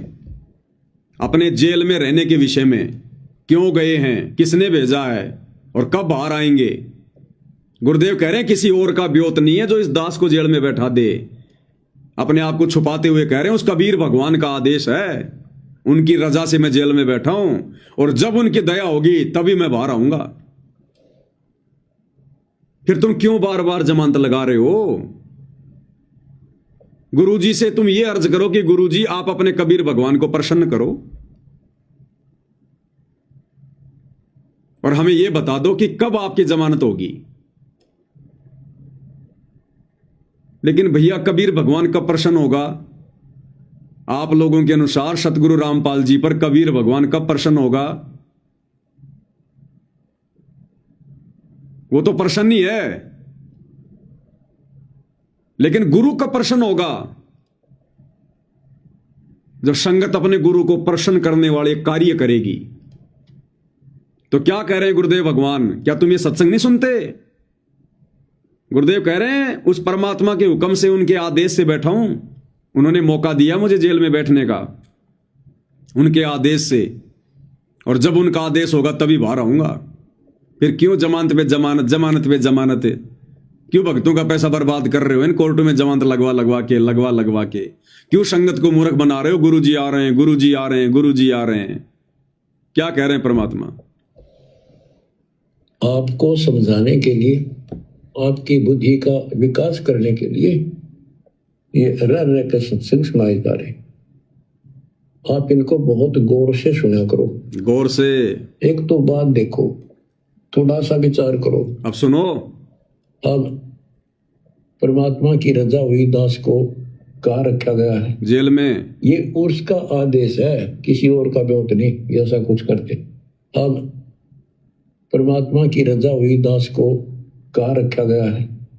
ये उर्स का आदेश है, किसी और का ब्योत नहीं। ऐसा कुछ करते। अब परमात्मा की रजा हुई दास को कहाँ रखा गया है? जेल। ये उर्स का आदेश है, किसी और का ब्योत नहीं। ऐसा क्या कह रहे हैं गुरुदेव भगवान? ये उसका आदेश है, अपने आप को छुपा कर कह रहे हैं कि उस कबीर भगवान का आदेश है, किसी और का ब्योत नहीं है। यानी किसी और की औकात नहीं है, ना किसी जज की, ना किसी प्रशासन की, जो उनको जेल में बैठा दे। कह रहे हैं ये उनका आदेश है, किसी और का ब्योत नहीं है, किसी और की औकात नहीं है जो ऐसा कर दे। अरे तो आश्रम वालों, गुरुजी से प्रार्थना करो कि गुरुजी आप अपने कबीर भगवान से पूछो, फिर आपकी जमानत कबीर भगवान कौन से दिन करवाएंगे, और आप हमें बताओ, फिर उसी दिन हम जमानत लगा दें। अब उसी की कृपा से आपको प्रिय अमृत वर्षा कराई जा रही है। और कहां से हो रही है? कदे सपने भी ना लेना इन बातों के। और ये ज्यादा नहीं हुआ करती। और इसमें भी आना का नहीं रखते हो, सत्संग सुनने में आलस करते हो, टाइम नहीं है, काम हो गया था, तो फिर अभी आप बहुत कच्चे हो, बहुत कच्चे हो। कच्चा हीरा कर जो है नहीं सह गणमार, ऐसा एक यौमन होर है तो लेखा ले करतार। तो इसलिए आपको पक्का हीरा बनाने के लिए ये सत्संग सुनाया जाता है। अरे कम से कम ये सार जेल वाले विशेष संदेश ही सुन लेते भाई। आश्रम वालों, तो तुम्हें बार बार जमानत लगाने की जरूरत नहीं पड़ती। सत्संग में गुरुदेव ने क्लियर कर दिया कि दास को कहां रखा गया है। यानी जेल का नाम तो नहीं लेंगे गुरुदेव, क्योंकि जेल से आ रहे सत्संग, कि दास को कहां रखा गया है। तो आप और हमें पता कि कहां रखा गया है, और कह रहे हैं ये उसका आदेश है। अपने आप को छुपा कर कह रहे हैं गुरुदेव भगवान कि ये उस कबीर भगवान का आदेश है, किसी और का ब्योत नहीं है जो ऐसा कर दे।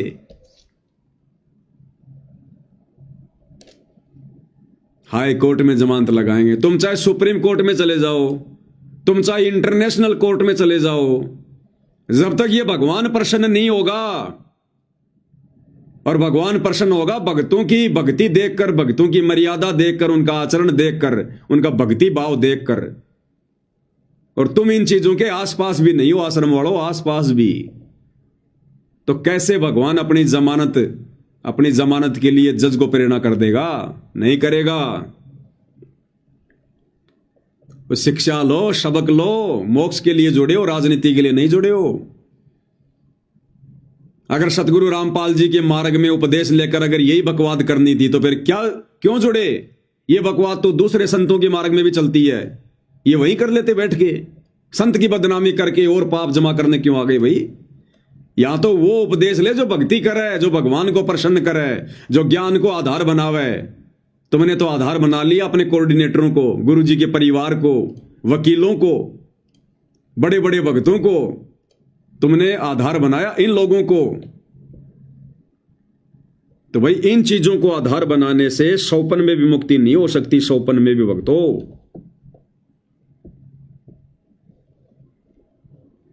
अब तुम्हें किस विधि से समझाएं?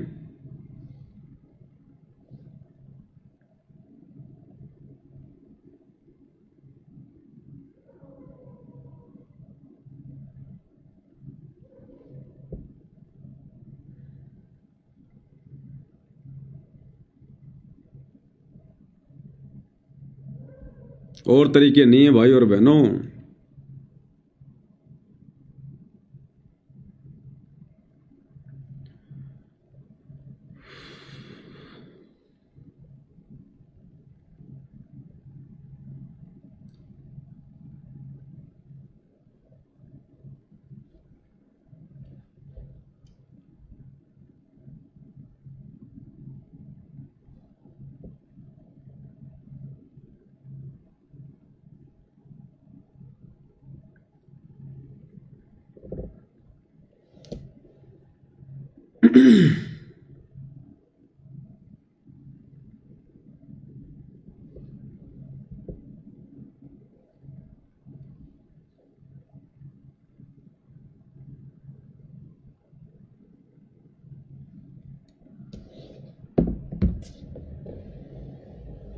हम सत्सेवक भाई बहनों ने तो एक शब्द के माध्यम से भी इस नादान संगत को समझाने का प्रयास किया कि भाई भक्ति करो, बकवाद मत करो। गुरुजी आएंगे, कल को क्या मुंह दिखाओगे, क्या जवाब दोगे जब गुरुदेव भगवान पूछेंगे कि मेरी गैर हाजिरी में तुमने क्या किया, भक्ति करी या बकवाद करी।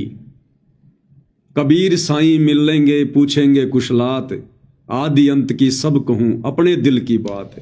अरे क्या मुंह लेकर खड़े होगे? अरे गुरु को हिसार जेल से बाहर आने के लिए वो कहां रहेंगे? उसके लिए उनको मकानों की जरूरत नहीं है जो तुम 5-5 मंजिल की बिल्डिंग बना रहे हो। वही बरवाला वाली हरकतें, वही 5 मंजिल की बिल्डिंग, टाइल मार्बल चिप्स लगा के स्टेज के पीछे गुरुजी की आड़ में और मौज मस्ती करनी तुमने खुद ने। परमात्मा यहां पर टाइल मार्बल के मकान जो है बनवाने के लिए आता है क्या इस गंदे लोक में? अपने भक्तों को भी परमात्मा कहते हैं साधारण सा मकान बनाओ, झोपड़ी डाल लो, भक्ति करनी है केवल। वो बरवाला आश्रम में 5 मंजिल का टाइल मार्बल का आलीशान महल बनाने का आदेश गुरुदेव देंगे? आड़ गुरुजी की मौज मस्ती खुद करो। 20 लाख रुपए का स्विमिंग पूल उस बरवाला आश्रम में, जो बरवाला कांड के बाद में गुरुदेव की बदनामी का कारण बना। मीडिया ने थूक थूक के कहा कि ये संत है, संतों के काम होते हैं स्विमिंग पूल में फुदक फुदक के नहाना। मनमाना आचरण तुम लोगों का, नाम गुरुजी का। अरे जो परम संत रो रो के सत्संग करता कि बच्चों यहां के सुख ये झूठे सुख हैं, वो स्विमिंग पूल में नहाएगा अपने बच्चों के दान का 20 लाख रुपया बर्बाद करवा के। उनकी आंखों के सामने उनके लाखों बच्चे, हजारों बच्चे जो बरवाड़ा आश्रम में जाते थे, वो बेचारे बाथरूमों में नहाया करते थे, और ये बाप, ये समर्थ, ये उस स्विमिंग पूल में नहाएगा। सारा मनमाना आचरण इन लोगों का, और ये सारी चीजें फिर बरवाला कांड में बदनामी का कारण बनी। और वो ही काम इन्होंने धनाना में शुरू कर दिया, दूसरे आश्रमों में शुरू कर दिया। स्टेज के पीछे कोई 3-3 मंजिल की, कोई 5-5 मंजिल की, और नाम क्या कह रहे हैं? गुरुजी का निवास बन रहा है। गुरुजी जब आएंगे तो गुरुजी का आवास बन रहा है। अरे गुरुजी 200-400 फुट के नहीं है, इस कार्डलॉक के अनुसार लीला कर रहे हैं। 6.5 फीट हाइट है, और परमात्मा कहते हैं घर तो 3.5 हाथ, घड़ा तो 4.25। इससे अधिक जो बनाता है उसको नहीं विचार।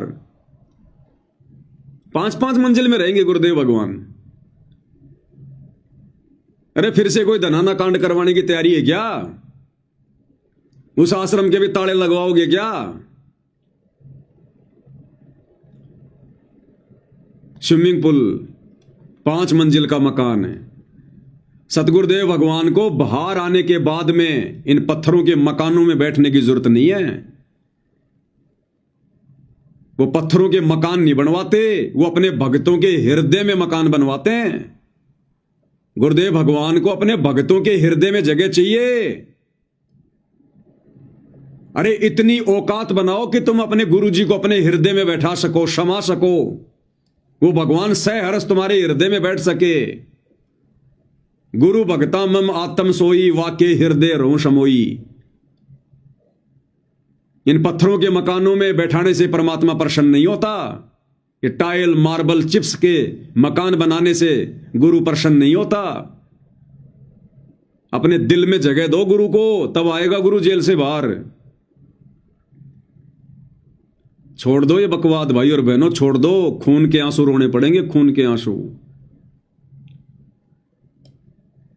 तुमने क्या सोचा काल कोई नशे की दवा खा के सो रहा है?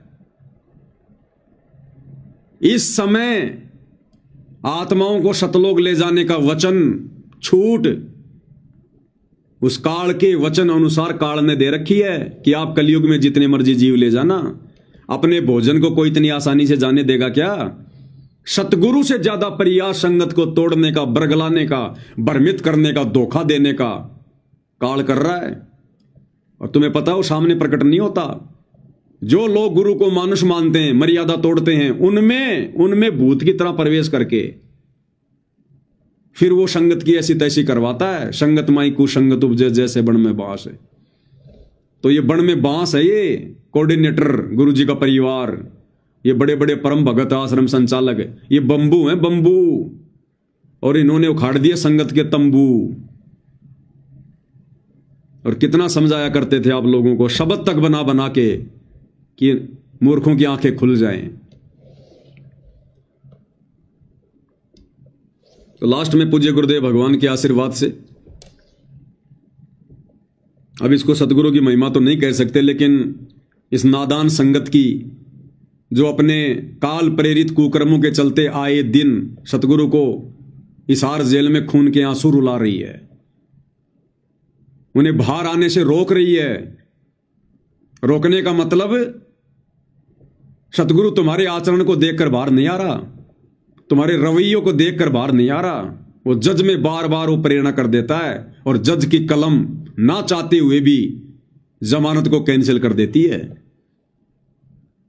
तो सतगुरु बकवादों से प्रसन्न नहीं होता, भक्ति से प्रसन्न होगा। और ये भक्ति तुम्हें ये काल करने नहीं देगा इन आश्रम वालों के माध्यम से। जब तक तुम इनके संपर्क में रहोगे, इन आश्रमों में जाओगे, आंख बंद करके इनके आदेशों की पालना करोगे। बंदी छोड़ सतगुरु रामपाल जी परमेश्वर जी की जय हो। भक्तो भक्ति करो, बकवाद नहीं आएंगे गुरु जी कभी ना कभी। भक्तो भक्ति करो, बकवाद नहीं आएंगे गुरु जी कभी ना कभी। फिर क्या चेहरा दिखलाओगे जब पूछेंगे गुरु जी कभी ना कभी।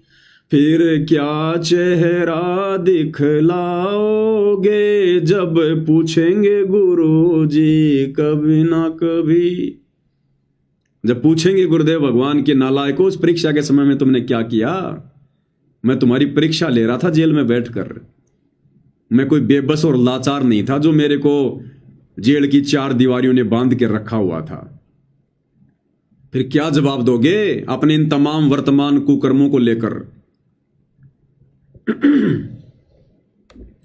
भक्तो भक्ति करो, बकवाद नहीं आएंगे गुरु जी कभी ना कभी। फिर क्या चेहरा दिखलाओगे जब पूछेंगे गुरु जी कभी ना कभी।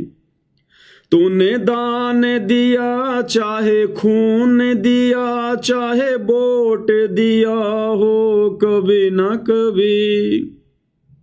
रक्तदान रक्तदान, दे दान दे दान, अरे ये दे उस भगवान ने हमें दान में दिए भक्ति करने के लिए, तुम अधिकारी नहीं हो ये दे दान करने का, रक्त दान करने का।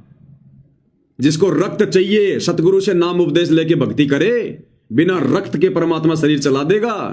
तुम क्यों अपना खून बहा रहे हो फालतू में?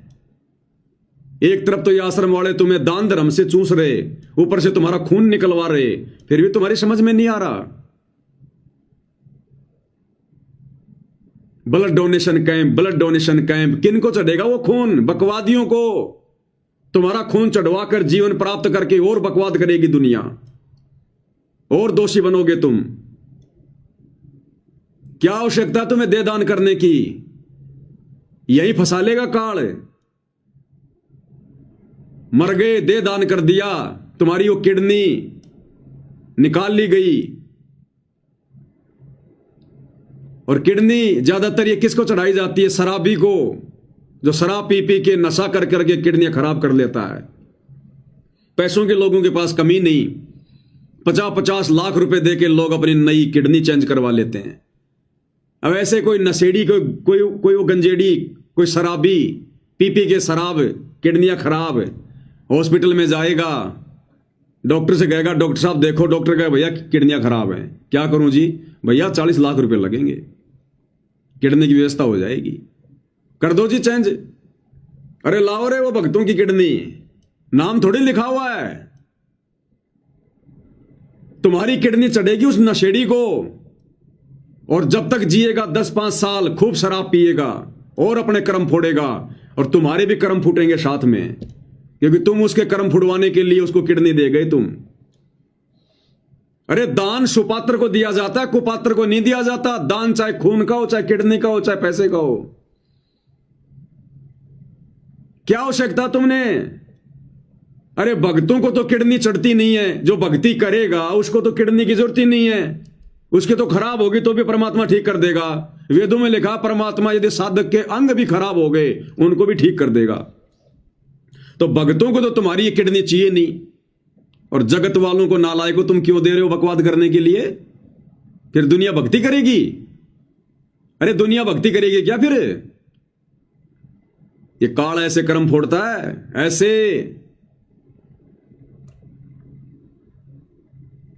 तूने दान दिया चाहे खून दिया, लेकिन तूने सब कुछ कुपात्रों को दिया, कुपात्रों को। और वोट दिया हो कभी ना कभी 2019 में इसी सतलोक आश्रम वालों ने हरियाणा में कांग्रेस सरकार का समर्थन करवाया तुम लोगों से, वोट डलवाए ना। पूरे देश में बीजेपी का विरोध, कांग्रेस का समर्थन,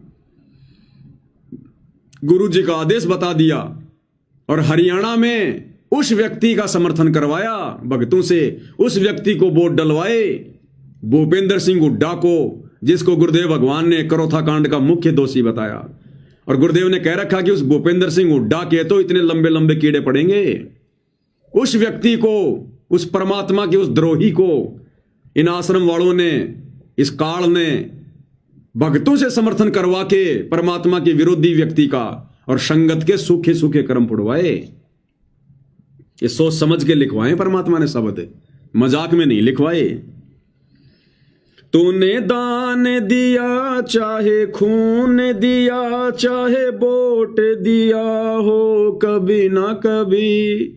तूने दान दिया चाहे खून दिया, चाहे वोट दिया हो कभी ना कभी। देना होगा जवाब तुझे यहीं का यहीं, आएंगे गुरुजी कभी ना कभी। देना होगा जवाब तुम्हें यहीं का यहीं, आएंगे गुरुजी कभी ना कभी। यहीं का यहीं मतलब 21 ब्रह्मांड में। जब जाओगे ना धर्मराज के दरबार में, वहां हिसाब मांगेगा कि बेटा तू कौन होता है दे दान करने वाला। गरीबदास जी कहते हैं पिंड प्राण जिन दीने दाना, गरीबदास जाकू कुर्बाना। कि उस कबीर भगवान ने ये पिंड, ये शरीर मुझे दान में दिया भक्ति के लिए। अरे तू कौन होता है उस परमात्मा के द्वारा दिए गए इस शरीर को दान करने का? तू अधिकारी है क्या? देना होगा जवाब तुझे यहीं का यहीं, उस धर्मराय के दरबार में। भक्तो भक्ति करो बकवाद नहीं, आएंगे गुरु जी कभी न कभी, फिर क्या चेहरा दिखलाओगे जब पूछेंगे गुरु जी कभी न कभी।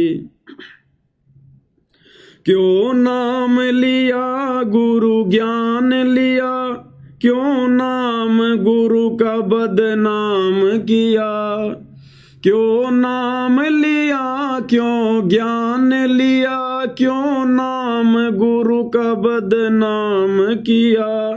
आधार ज्ञान को बनाया ही नहीं, आएंगे गुरु जी कभी ना कभी। आधार ज्ञान को बनाया ही नहीं, आएंगे गुरु जी कभी ना कभी। अरे क्यों नाम लिया, क्या तुमने ये ज्ञान सुना? अगर ये सारे उल्टे कुकर्म करके गुरुजी की बदनामी ही करवानी थी तो स्टेडियम बनवा दिया, राजनीति कर रहे हो। 2019 में पूरे देश में इन आश्रम वालों ने भक्तों से कांग्रेस का समर्थन करवाया, कांग्रेस को वोट डलवाए। देश की आधी जनता जो बीजेपी की समर्थक है, संत रामपाल जी को जी भर के गालियां निकाल रही है। ये काहे का संत है, दोगला आदमी है। संतों के काम होते हैं राजनीति करने के। तुम भक्तों की नादानी ने, बेवकूफी ने, बिना सोचे समझे जिस राजनीति से संत रामपाल जी का 36 का आंकड़ा रहा है, इस काल में तुम लोगों से राजनीति करवा दी और पूरा देश गुरुजी को गालियां दे रहा, जो बीजेपी के जो लोग समर्थक हैं। फिर 2024 में उस कांग्रेस को छोड़ दिया काल ने और नरेंद्र मोदी की गोद में बैठ गए, बीजेपी की गोद में बैठ गए और बीजेपी का समर्थन करवा रहे हैं। नरेंद्र मोदी की हरियाणा की गोहाना रैली में, मध्य प्रदेश की भोपाल रैली में, हरियाणा के मुख्यमंत्री की रैलियों में जा रहे हैं, भक्तों को भेज रहे हैं बसें भर भर के। अब वो कांग्रेस वाले गालियां देंगे। अब 2024 में जी भर के कांग्रेस वालों ने गालियां दी कि ये तो वास्तव में बड़ा दोगला आदमी है, क्योंकि उनको थोड़ी पता है कि आदेश कौन दे रहा है। वो तो ये सोच रहे हैं कि ये संत रामपाल जी के भगत हैं, इनके गुरु जी आदेश दे रहे हैं। अब वो कांग्रेस वाले जी भर के गालियां दे रहे हैं, निंदा चुगली कर रहे हैं, गुरु की बदनामी कर रहे हैं। ये तो वास्तव में दोगला आदमी है। इससे तो राम रहीम अच्छा, उसने कभी इतनी जल्दी कोई पार्टी तो नहीं बदली। वो बीजेपी का शुरू से था, आज भी बीजेपी का है। और ये बाबा रामपाल तो कभी कांग्रेस कभी बीजेपी। तो तूने नाम लिया, तूने ज्ञान लिया, क्यों नाम लिया गुरु ज्ञान लिया, क्यों नाम गुरु का बदनाम किया। अरे आधार ज्ञान को बनाया ही नहीं, आएंगे गुरु जी कभी ना कभी। भक्तो भक्ति करो बकवाद नहीं, आएंगे गुरु जी कभी ना कभी। फिर क्या चेहरा दिखलाओगे जब पूछेंगे गुरु जी कभी ना कभी। और उसके बाद ज्योति पाठ के नाम पर ठगी, बन गए मूर्ख। गुरु कह के थक गया कि गुरु बिन दान पुण्य जो करही, वो मिथ्या हो कबू न फलही। गुरु बिन माला फेरते, गुरु बिन देते दान, गुरु बिन दोनों बेकार है, चाहे पूछो वेद पुराण। गुरु कह के थक गया कि भाई इस धरती पर सतगुरु के अलावा दान धर्म लेने का, ज्योति पाठ का पैसा लेने का कोई भी अधिकारी नहीं है, सुपात्र कोई भी नहीं है। आंख बंद करके तुमने इन काल प्रेरित कुपात्रों के हाथों में, कोऑर्डिनेटरों के हाथों में, आश्रम वालों के हाथों में, नामदान संचालकों के हाथों में, जिनकी एक भी मर्यादा नहीं है, सब गुरु को मानुष मानते हैं, अपने कर्म फोड़ लिए। और तुम्हारी आंखों के सामने वो दान, कभी आरक्षणों में, कभी गुंडों की सीबीआई जांच में, कभी जाटों की धर्मशाला में, कभी अयोध्या के भंडारे में, कभी राजनीति में, तुम्हारे कर्म फूटे कर्म ढंग से। तूने जोत कराई चाहे पाठ कराया, आदेश गुरु का लिया ही नहीं। गुरुदेव ने स्पष्ट कर रखा सत्संग में कि पाठ करवाने से पहले गुरुजी से आज्ञा ली जाती है। गुरुजी से आज्ञा, गुरुजी की आज्ञा के बिना पाठ नहीं करवाया जाता। ये आदेश हैं गुरुदेव भगवान के। अगर दास के पास में होगा तो जरूर आपको दिखाऊंगा। ये रहा, सुनो ध्यान से क्या कह रहे हैं परमात्मा।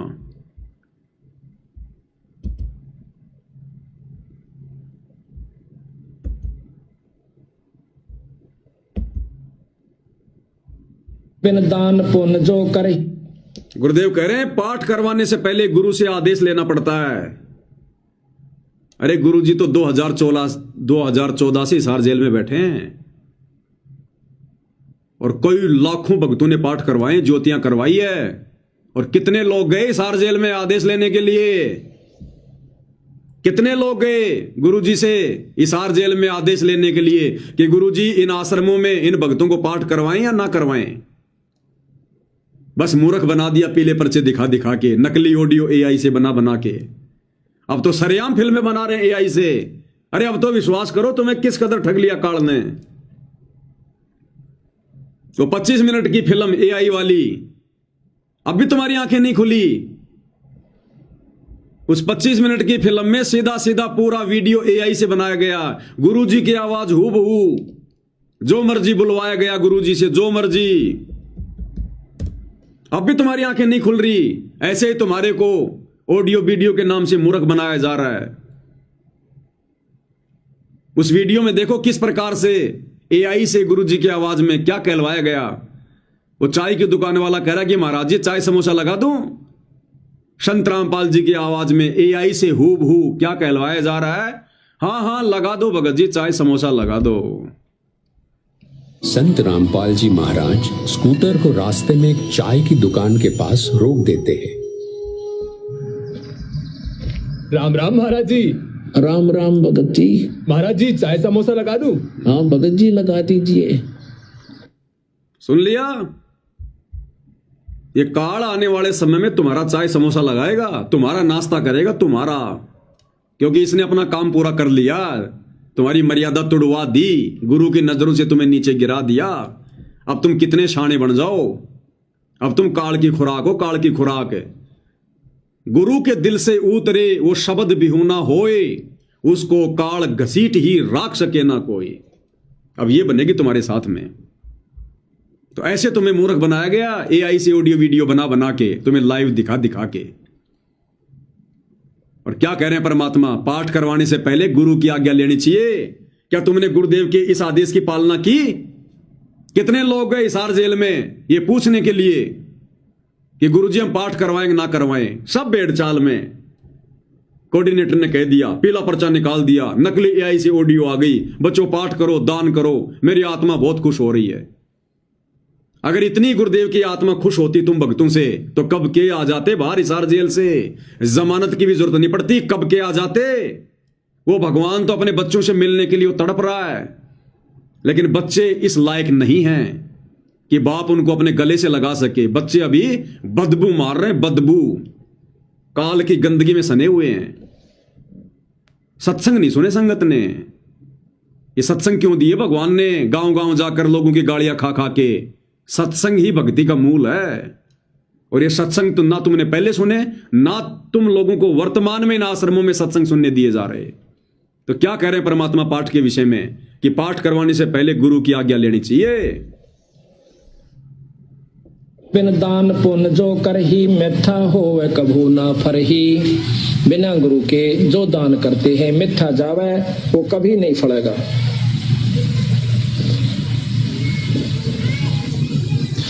गुरु बिन होम यज्ञ जो साधे और 10 मन पातक लागे। गुरु बिन कोई पाठ कोई हवन ये नहीं करवाना चाहिए, गुरु की आज्ञा लेकर फिर करवाना चाहिए। सुन लिया? जिसके सिर पर कृपा गुरु की, वो दुख कैसे पाएगा। जिसके सिर पर कृपा गुरु की, वो दुख कैसे पाएगा।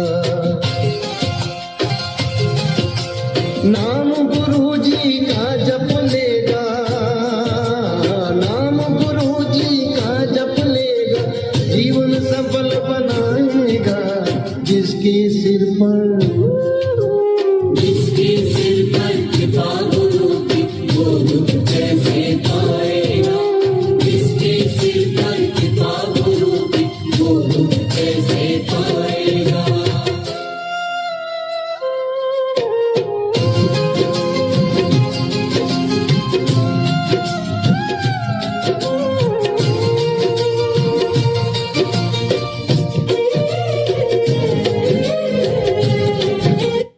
ऐसे वीडियो बना बना के तुम लोगों को समझाया करते थे, ऐसे वीडियो बना बना के दिन रात आंखें फाड़ फाड़ के। हमारा कोई स्वार्थ नहीं है, हमें तुम ज्योति पाठ और दान के पैसे नहीं दे रहे आश्रम वालों। हर प्रकार से परमात्मा ने वीडियो बनवा बनवा के तुम्हारी आंखें खुलवानी चाहिए, लेकिन परमात्मा कहते हैं गधे की आंख में अगर कोई घी डालता है ना तो गधा सोचता है कि मेरी आंख फोड़ना चाह रहा है, क्योंकि उसमें इतनी बुद्धि होती है, इतनी, जिसकी जितनी बुद्धि उतना ही समाए, उसका बुरा मत मानियो, बेचारा अधिक कहां से लाए। तो मालिक ने कोई कमी नहीं छुड़वाई अपने सत्सेवक बच्चों के माध्यम से तुम आश्रम वालों की आंखें खुलवाने में। तो पाठ के विषय में क्या सुना आपने, एक बार फिर से सुन लो। गुरुदेव कहते हैं पहले गुरु की आज्ञा लेनी चाहिए, उसके बाद में पाठ करवाना चाहिए। बिन दान पुण्य जो कर ही मिथ्या होवे कभू ना फरही। बिना गुरु के जो दान करते हैं मिथ्या जावे, वो कभी नहीं फलेगा।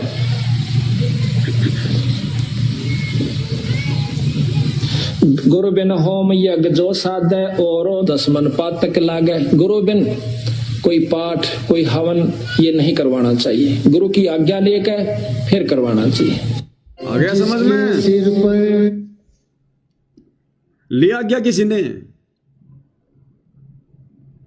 नाम लेने के बाद में 90% ने तो साक्षात गुरु का चेहरा भी नहीं देखा अभी तक है, और पाठ करवा दिए, ज्योतियां करवा दी, और वो कुपात्र तुम्हारे पैसों पर ऐश कर रहे हैं, तुम्हारे कर्म फुड़वा रहे हैं, आरक्षणों में दे दे के, गुंडों की सीबीआई जांच में दे दे के, राजनीति में लगा लगा के। और कहते हैं दान धर्म करने से तो आत्मा में निर्मलता आती है, पाप कटते हैं। तुम्हारे सिर पर तो पाप और ज्यादा बढ़ रहे हैं, तुम्हारी आत्मा निर्मल नहीं, तुम्हारी आत्मा तो और ज्यादा जो है पत्थर जैसी बनती हुई जा रही है। तुम आश्रम वाले भक्तों का आचार विचार व्यवहार बोलचाल और साथ संगति वाले भक्तों का आचार विचार व्यवहार बोलचाल रात दिन का अंतर है। पाठ करवाते करवाते भी तुम आश्रम वालों का व्यवहार उस कव्य जैसा है, भक्तों को गाली गलौज करना, किसी की बात नहीं सुनना, मार पिटाई करना भक्तों के साथ में।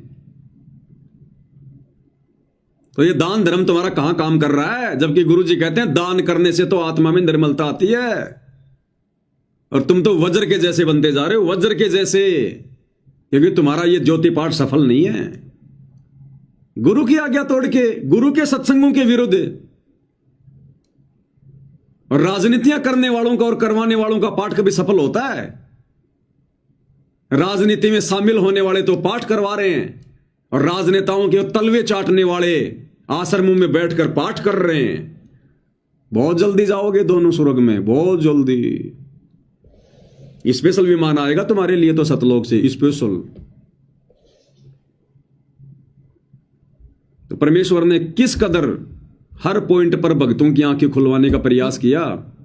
लेकिन भाई परमात्मा कहते हैं भाई जैसे सूरज के आगे बदरा ऐसे कर्म छयारे, और प्रेम की पवन करे चित मंजन झिलके तेज नयारे। तो प्यार की पवन नहीं चली तुम्हारी, तुम्हारे पाप कर्म नहीं कटे भाई। तो ये दान धर्म भी तुम लोगों ने सोच समझ के नहीं दिया, ज्ञान की कमी के कारण। तूने जोत कराई चाहे पाठ कराया, आदेश गुरु का लिया ही नहीं। तूने जोत कराई चाहे पाठ कराया, आदेश गुरु का लिया ही नहीं। धन सोच समझ के दिया ही नहीं, आएंगे गुरु जी कभी ना कभी। धन सोच समझ के दिया ही नहीं, आएंगे गुरु जी कभी ना कभी। अरे गुरुदेव कहते हैं पात्र को पात्र विचार के ताही दीजिए दान, कि पात्र और कुपात्र का विचार करके उसके बाद में दान धर्म देना चाहिए। लेकिन तुम लोगों ने तो आंखें बंद करके अपने कर्म फुड़वाए हैं। भक्तो भक्ति करो बकवाद नहीं, आएंगे गुरु जी कभी ना कभी। फिर क्या चेहरा दिख लाओगे जब पूछेंगे गुरु जी कभी ना कभी। और 2014 के बाद में आंख बंद करके आश्रम वालों के आदेशों पर इन आश्रमों में जाना, कभी सिंहपुरा में, कभी रोहतक में, कभी मुंडका में, और खा खा के धक्के अपनी दुर्गति करवा के, और भक्ति से दूर होके बैठे हो। आज तुम भक्ति से दूर होके शतलोक आश्रमों से जुड़े हुए एक भी व्यक्ति को आत्मिक शांति नहीं है। एक भी व्यक्ति को किसी न किसी बात को लेकर जरूर परेशान है, जरूर दुखी है, मानसिक टेंशन है, संसार में रमा हुआ है, घुसा हुआ है, पैसे कमाने में दौड़ लगा रखी है, क्योंकि काल बैठा सिर पर भक्ति नहीं करने देगा। और खाओ धक्के इन आश्रमों में। तुम्हारा घर तो शमशान घाट है। अरे जिस घर में तुमने दरबार लगा रखा, ज्योति लगा रखी है, दंडवत करते हो, आरती करते हो, सत्संग सुनते हो, शमशान घाट है क्या? वो आश्रम नहीं है। लेकिन तुमने कभी अपने घर को आश्रम बनाया ही नहीं।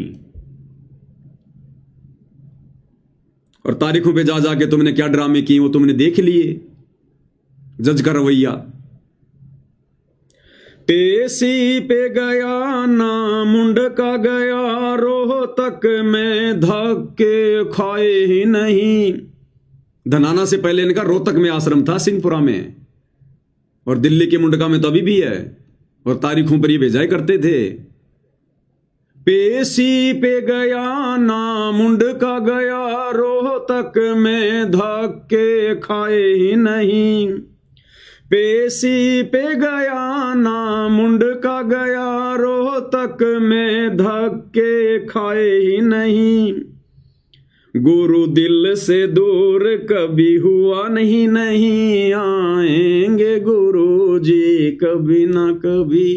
गुरु दिल से दूर कभी हुआ ही नहीं, आएंगे गुरु जी कभी ना कभी। अब यहां पर सत्सेवकों ने समझदारी दिखाई कि हमने तुम लोगों की तरह उन तारीखों पर, उन पेशियों पर धक्के नहीं खाए, उन आश्रमों में जा जाके धक्के नहीं खाए, दान धर्म के नाम पर नहीं लुटे, कुपात्रों को देकर अपने कर्म नहीं फोड़े। और हमारा गुरु तो सदा हमारे दिल में बसता है। घटी में गंगा, घटी में जमुना, घटी में जगदीश। गुरु भगता मम आत्म सोई, वाके हृदय रो सोई। जो गुरु के पक्के भगत हैं, परमात्मा उनके हृदय में निवास करता है। तो आज तो तुम्हारी आंखें बंद हैं, आने वाले दिनों में पता चलेगा गुरुमुखी कौन है और गुरुद्रोही कौन है। जिनको तुम पक्के गुरु भगत मान के बैठे हो, ये पक्के काल के एजेंट हैं। और जिनको तुम गुरुद्रोही समझ रहे हो, साथ संगत वालों को, इनसे बढ़कर संसार में परमात्मा की आत्मा नहीं है। तो हम नहीं गए। पेशी पे गया ना मुंडका गया, रोहतक में धक्के खाए ही नहीं। और गुरु दिल से दूर कभी हुआ ही नहीं, आएंगे गुरु जी कभी ना कभी। भक्तो भक्ति करो बकवाद नहीं, आएंगे गुरु जी कभी न कभी। फिर क्या चेहरा दिखलाओगे, जब पूछेंगे गुरु जी कभी न कभी। और आगे परमात्मा ने जो लिखवाया आज से 3 साल पहले, ये 3 साल हो गए शब्द को लिखे हुए, जब दास हिसार जेल में था। परमात्मा दास को प्रेरणा करते थे कि ये संगत के कर्म फुड़वाएंगे गुरु जी के परिवार वाले, ये गुरु जी का परिवार। और देख लो इन 3 वर्षों में सबसे ज्यादा कुकर्म, ये राजनीति वगैरह, आन उपासना, परशुराम की जयंती, ये सारे कुकर्म इन्होंने पिछले 3 वर्षों में किए हैं। परिवार गुरु का भरमाएगा तुझे, मर्यादा तोड़ मरवाएगा तुझे। परिवार गुरु का भरमाएगा तुझे, मर्यादा तोड़ मरवाएगा तुझे। तुझे दूर गुरु से करवाएगा यही, आएंगे गुरु जी कभी ना कभी। तुझे दूर गुरु से करवाएगा यही, आएंगे गुरु जी कभी ना कभी। आज वो ही हो गए 100%। गुरु के परिवार ने भ्रमित किया और गुरु से दूर करवा दिया। जिन बातों से गुरु दुख पावे, उन बातों को दूर भगावे। तुमने सारे वो कुकर्म किए हैं भक्ति विरुद्ध, जिससे गुरु दुखी हो। और इन काल एजेंटों ने, गुरु जी के परिवार ने, तुम नादान संगत वालों को गुरु से दूर करवा दिया।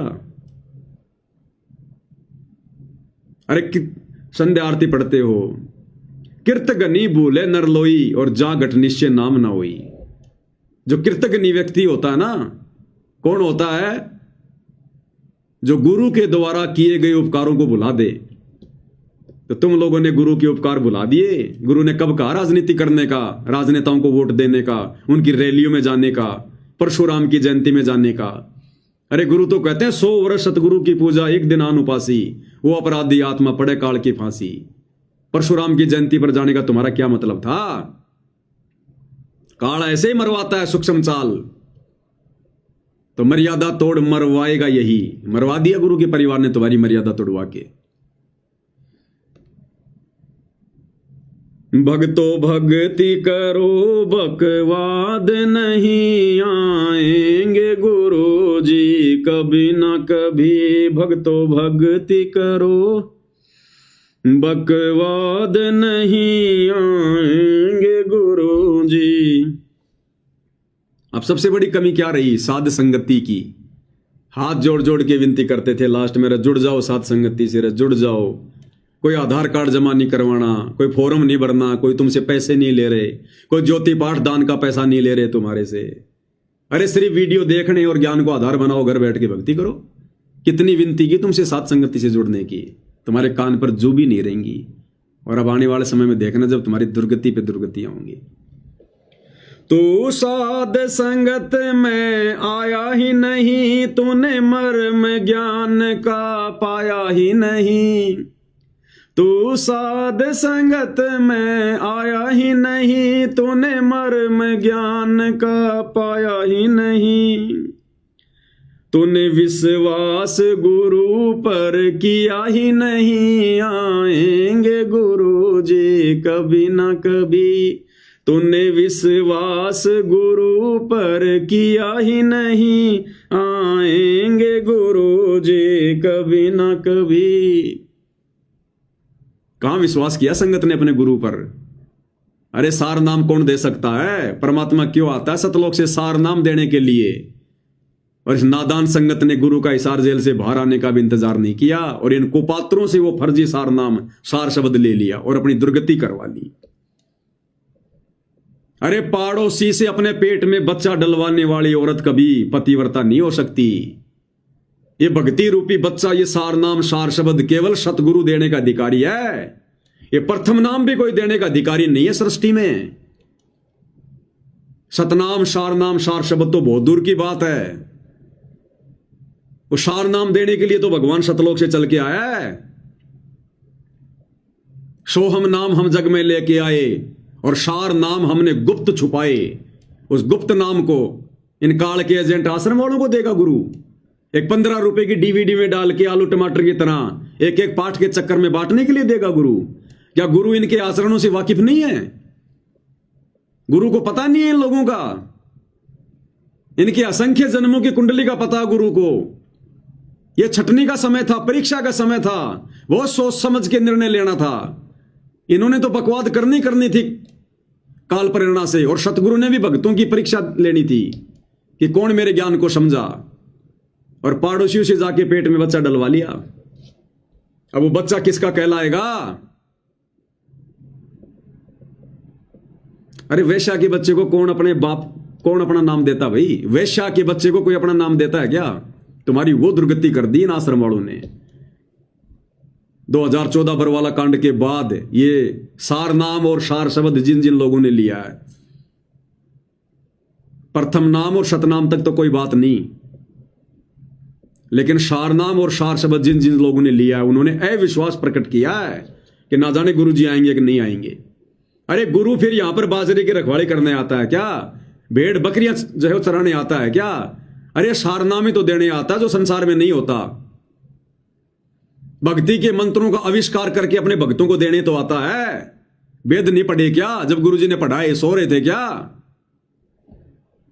अविश्वास प्रकट किया तुम लोगों ने, अविश्वास, गुरु का विश्वास तोड़ दिया तुम लोगों ने। और कहते हैं काठ की हांडी केवल एक बार चढ़ती है, दोबारा नहीं। बहुत समझाया था भाई, रो रो के समझाया करते थे। इन आश्रम वालों की गालियां खा खा के, इनके लठ खा खा के तुम्हें समझाया, जेल जा जा के तुम्हें समझाया, फिर भी तुम्हारी आंखें नहीं खुली आश्रम वालों, अंध भक्तों।